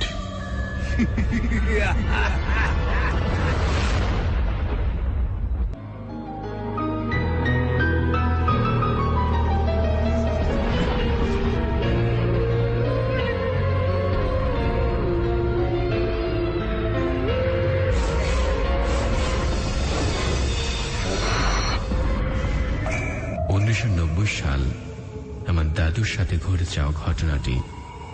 সেদিন ছিল পূর্ণিমার রাত। দাদু বাজার থেকে ফিরছিল। আমাদের বাসার পথে একটা শ্মশান ছিল। বলে রাখা ভালো যে 5 দিন আগে ওই শ্মশানে একটা মরা মানুষকে পোড়ানো হয়েছিল। যাকে পোড়ানো হয়েছিল তাকে দাদু চিনত। সে ছিল মাছি। দাদুকে প্রতিদিন মাছ দিত ওই মাছিটা। মাছি মারা যায় 3 দিন আগে। দাদু কোনো একটা কাজে শহরে গিয়েছিল, তাই দাদু তার মারা যাবার খবর জানতেন না। সেদিন দাদু শহর থেকে এসে বাজারে আড্ডা দিয়েছিল। আড্ডা দিতে দিতে অনেক রাত হয়ে গেছে। রাত তখন 11:20। তো দাদু একা একা বাজার থেকে ফিরছিল। দাদু ছিল খুব সাহসী। যখন দাদু ওই শ্মশানটার কাছ দিয়ে আসছিল তখন দাদু দেখল যে কেউ যেন বট গাছতলায় বসে আছে। তখন দাদু কাছে গেল। তখন দেখল মাঝি বসে আছে। তো দাদু মাঝিকে বলল, কিরে মাঝি, তুই এত রাতে এখানে বসে আছিস কেন? তখন মাঝি বলল, মাছ ধরি। তখন দাদু বলল, মাছ পাইছস? মাঝি বলল, হ্যাঁ দাদা, অনেকগুলো মাছ পাইছি। দাদা, তুমি কি আমাকে একটা গর্ত খুঁড়ে দেবে? তখন দাদু বলল, গর্ত দিয়ে কি হবে? মাঝি বলল, কিছু না, তুমি দাও না। তাই দাদু কিছু না ভেবে তাকে একটা গর্ত খুঁড়ে দিল। দাদু বলল, গর্ত খোঁড়া শেষ। তখন মাঝি দাদুকে বলল, এই গর্তে এই থলেটা রাখুন। দাদু তখন রেখে দিল। তারপর মাঝি দাদুকে 2টা বড় বড় মাছ দিল। মাছ নিয়ে দাদা বাড়ি ফিরে গেল। বাড়িতে যখন আসলো তখন বাড়িতে সবাই ঘুমাচ্ছে। দাদু দাদিকে ডাকলো। দাদিকে দাদু মাছ কুটতে বলল। নাও এই মাছগুলো কুটে রাখো। দাদি বলল, এত রাতে মাছ পাইলা কোথায়? দাদু বলল, মাছি দিয়েছে। দাদি বললেন, কোন মাছি তোমাকে মাছ দিয়েছে এত রাতে? দাদু বলল, সুরেশ মাছি। দাদি বলল, সুরেশ মাছি? তাকে পেলে কোথায় তুমি? তুমি কি পাগল হয়ে গেছ? সুরেশ তো 2-3 দিন আগে মারা গেছে। এটা শুনে দাদু অবাক। কোনো মতেই সে বিশ্বাস করতে পারছিল না যে সুরেশ মারা গেছে। তাহলে আমি একটু আগে যার সাথে আমার কথা হলো, সে আমাকে দুটো মাছ দিল, সে কে? এর উত্তর আজও দাদু কোনোদিন খুঁজে পায়নি। ভাইয়ারা, এই ছিল আমার ঘটনা। ভালো লাগলে পড়ে শোনাবেন।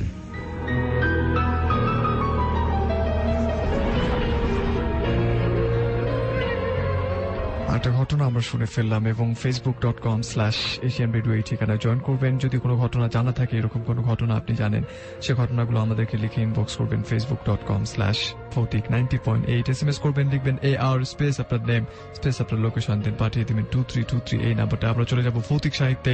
এর পরপরই আপনার কমেন্ট এবং SMS গুলো নিয়ে ফিরছি, সাথেই থাকুন। ভৌতিক 90.8।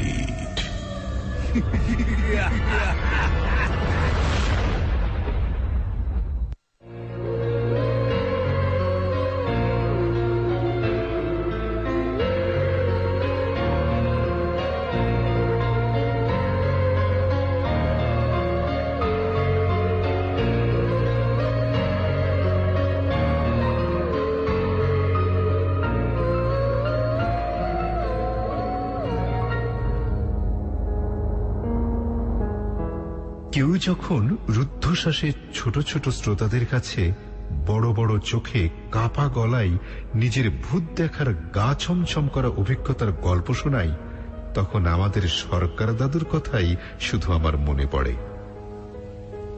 দাদামশাইয়ের আমল থেকে হাওড়ায় আমার মামার বাড়িতে তিনি সরকারের কাজ করতেন। সেই সূত্রে তিনি ছিলেন বুড়োদের সরকার মশাই, বড়দের সরকার জ্যাঠা, আর আমাদের ছোটদের সরকার দাদু। ভারী সুন্দর করে গল্প বলতে পারতেন তিনি। আর কত গল্পেরই যে পুঁজি ছিল তার লেখাজোখা নেই। যদিও বিদ্যে তার স্কুলের মাইনর ক্লাসের বেশি আর এগোয়নি, তবুও আজ ভাবতে আশ্চর্য লাগে যে আমাদের নিত্যকার নানা বিষয়ের তর্কের ও ঝগড়ার মীমাংসা তিনি কি অদ্ভুত ভাবেই না গল্পের মধ্য দিয়ে করে দিতেন। একদিনের কথা আজও আমার মনে আছে। শ্রাবণ মাসের অঝোর ধারা ঝরছে।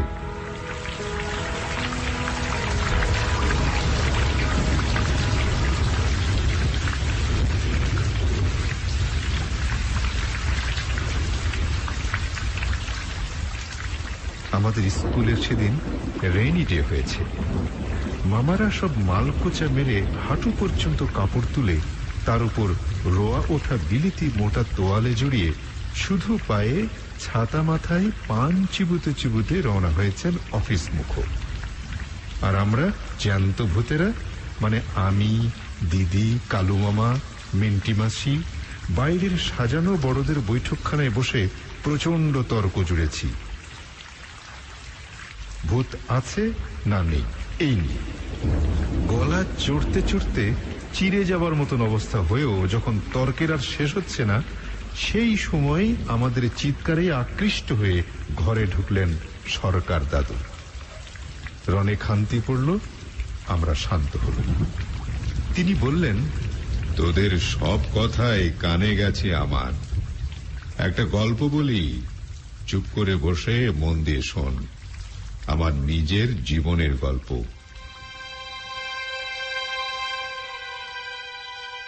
তখন আমার বয়স 13 কি 14 বছর হবে।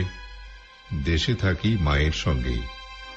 বাবা গঞ্জের বাজারে আমাদের যে দোকান ছিল তাই নিয়ে ব্যস্ত থাকতেন সব সময়। বাড়ি আসবার সময় পেতেন না মোটেই। 9 মাসে 6 মাসে আসতেন মাঝে মাঝে। আর ছিল একটা বাগদিদের ছেলে ফেলা। মাঠে গরু নিয়ে যাওয়া, তাদের জাবনা দেয়া, দোকান বাজার করা, ফাই ফরমাস খাটা, এইসব টুকিটাকি কাজ করে সে সন্ধ্যের আগেই চলে যেত তার নিজের বাড়ি।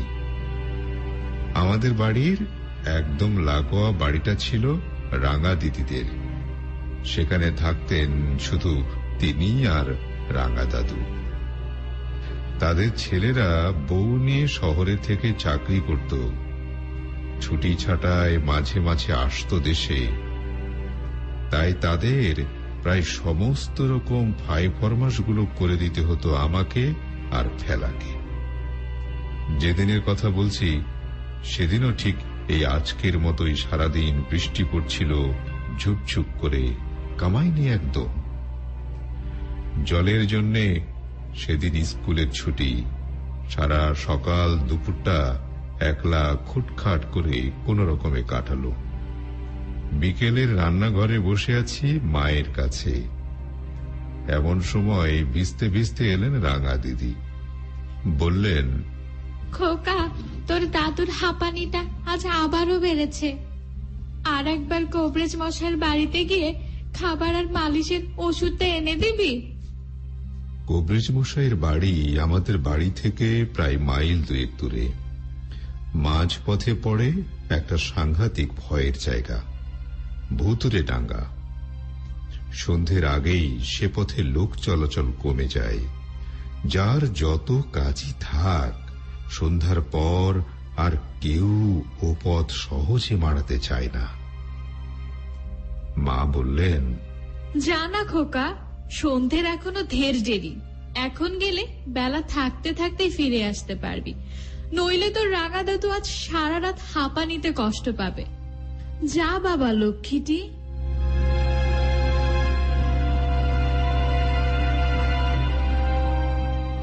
সত্যি কথা বলতে কি, আমার যাবার একটু ইচ্ছে ছিল না। একে এই প্যাচ পেঁচে বর্ষার জল, কাদা, তাও আবার একলা। এমন কপাল, ফেলাটাও আবার সেদিন সময় বুঝে আসেনি।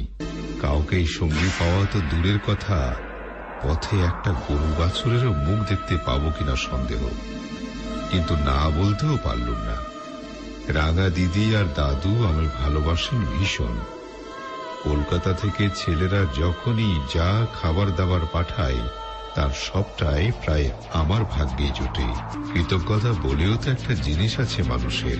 তাছাড়া মাও বলছেন যেতে, কি আর করি, ভগবানের নাম নিয়ে বেরিয়ে পড়লাম দুরু দুরু বুকে। কবিরাজ মশাই যদি বাড়িতে থাকতেন তাহলে ওষুধ নিয়ে ফিরে আসতে পারতুম সন্ধ্যের আগেই। কিন্তু কপালের গেরো খন্ডা বেঁকে তিনি গিয়েছিলেন রোগী দেখতে পাশের গায়ে। যত রোগী যেন আজকের জন্যই বসেছিল। ভীষণ রাগ হচ্ছিল সকলের উপর। বেজার মুখে বসে থেকে থেকে ওষুধ নিয়ে যখন বেরুলুম, তখন বেলা প্রায় শেষ হয়ে এসেছে। ভয়ে আদমরা হয়ে রাম রাম করতে করতে যতটা সম্ভব জোরে জোরে পা চালালাম বাড়ির দিকে। বেশি জোরে চালাতে পারছি না। কাদায় পা পিছলে আলুর দম হবার সম্ভাবনা প্রতি মুহূর্তেই। কোনো দিকে না চেয়ে সোজা চলেছি। হঠাৎ কোথা থেকে একটা দমকা হাওয়া ছুটে এসে ছাতিটাকে দিল উল্টে।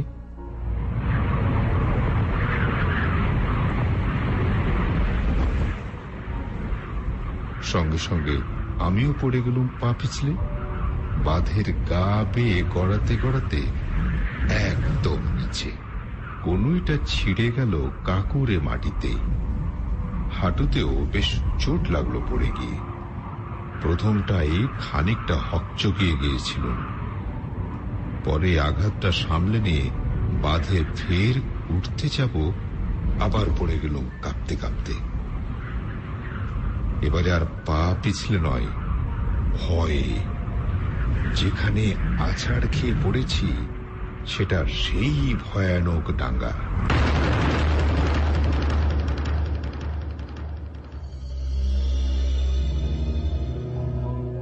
সে পথে সহজে কেউ একলা হাঁটতে চায় না। বুঝতে পারলুম হাওয়াই নয়, ভুতুরে ডাঙ্গার ভূতেই আমাকে ফেলে দিয়েছে ধাক্কা মেরে।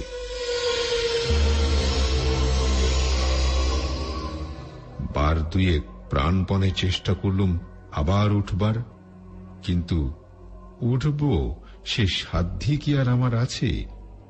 মনে হলো শরীরে যেন এক কড়াও বল নেই আমার, সব নিঃশেষ হয়ে গেছে।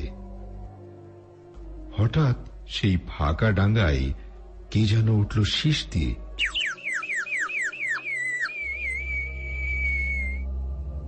কারা যেন ঝমঝম করে হাততালি দিল কয়েকবার। আমার গায়ের ওপর যেন কার ঠান্ডা গরম নিঃশ্বাস পড়ল।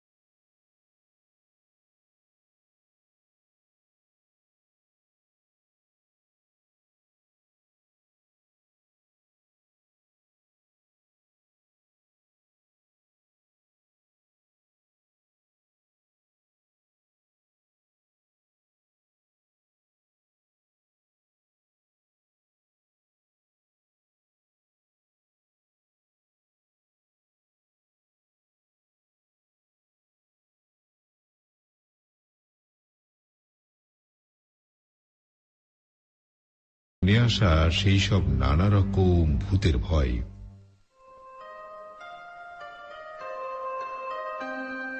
কিন্তু তখন যদি তোমরা সাহস না হারাও, তাহলে দেখবে ভূত টুত পালিয়ে গেছে কোথায়। যাকে দেখে ভয় পেয়েছ সে হচ্ছে অদ্ভুত।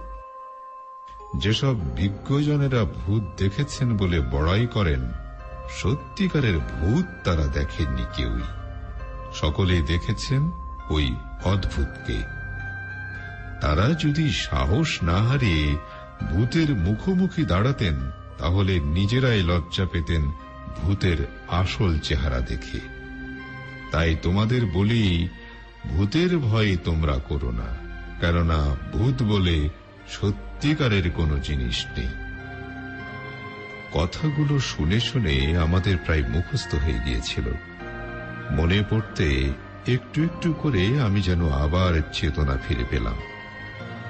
শুনতে পেলাম কানের কাছে কে যেন ফিস ফিস করে বলছে, মরতে যদি হয় তবে মরবার আগে একবার ভালো করে চোখ মেলে দেখে নে ভূত কেমন দেখতে।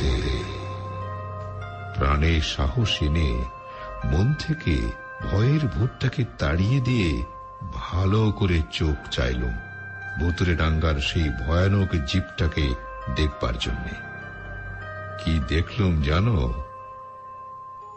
আমাদের সকলের মুখের উপর একবার চোখ বুলিয়ে নিয়ে সরকার দাদু নিভে আসা গড়গড়াটার দিকে মন দিলেন।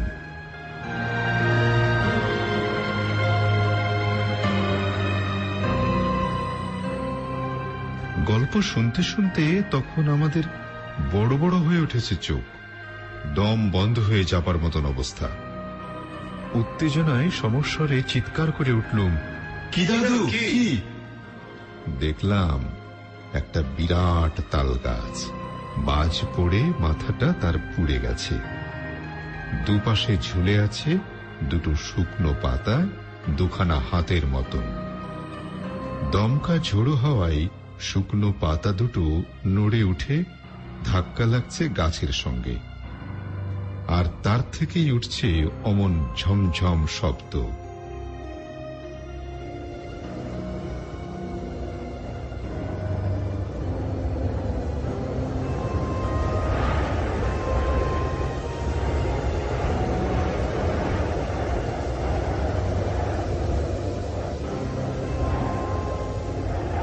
আর জানিস, বোধহয় ফাঁকা মাঠের উপর দিয়ে হাওয়া বয়ে গেলে একরকম শব্দ উঠে মাঝে মাঝে, মনে হয় ঠিক যেন কেউ শীষ দিয়ে সরু গলায় হাসছে।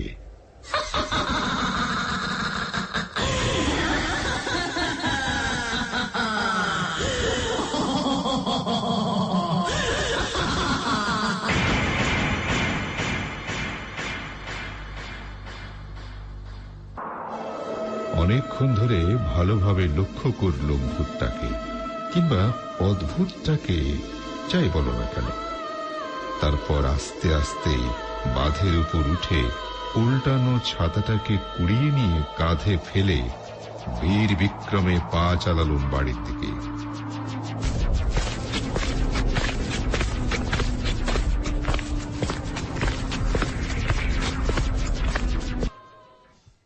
সেদিন থেকে ভূতের ভয় দূর হয়ে গেল আমার মন থেকে। ভূতকে আর কোনো দিনই আমি ভয় করিনি। সরকার দাদু দুহাত জোড় করে কপালে ঠেকালেন। ভগবান, কি সূর্য মাস্টার মশাই, কার উদ্দেশ্যে জানি না। সরকার দাদু আজ আর নেই, আমরাও বদলেছি। বয়সের ছাপ আজ আমাদের সারা দেহ মনে। মামারা বুড়ো হয়েছেন, আমরা বড় হয়েছি, আবার একদল ছোট ছোট ছেলে মেয়ে এসে দখল করেছে আমাদের স্থান। সময়ের অলঙ্ঘ নিয়মে আমরা পরস্পরের শূন্যস্থান পূরণ করে চলেছি। কিন্তু সরকার দাদুর মতো লোক আজ কোথায়? তাদের শূন্যস্থান বুঝি কোনোদিনই পূর্ণ হবার নয়। তাই কাউকে যখন রুদ্ধশ্বাস ছোট ছোট শ্রোতাদের কাছে কাপা কাপা গলায় বড় বড় চোখে ভূত দেখার গা ছমছম করা অভিজ্ঞতার গল্প বলতে শুনি, তখন আমার শুধু ঘুরে ফিরে তারই কথা মনে পড়ে। সেদিনের সেই গল্পের মধ্য দিয়ে তিনি আমাদের কয়েকটি কিশোর মন থেকে ভূতের ভয় দূর করে দিয়েছিলেন। একটু ভুল বললুম, শুধু ভূতেরই নয়, অদ্ভুতেরও।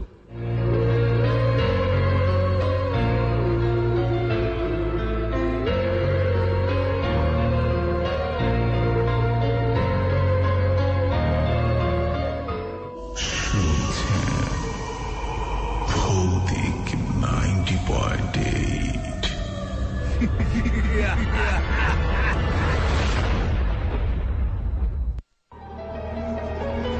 প্রিয় শ্রোতা, ভৌতিক 90.8 এই মুহূর্তে শুনছেন আর যে কনক এবং ফিরোজ খানের সাথে। ঠিক এই মুহূর্তে সময়টা হচ্ছে রাত 1:55। 17 আগস্ট 2016। শেষ মুহূর্তে কিছু SMS পড়ে নেব এবং ফেসবুকের কমেন্ট থেকে আমরা আজকের মতো বিদায় নিব। শেষবারের মতো আরেকবার মনে করিয়ে দিচ্ছি, যদি আপনার কাছে কোনো ঘটনা থেকে থাকে, কোনো গল্প আপনি জেনে থাকেন,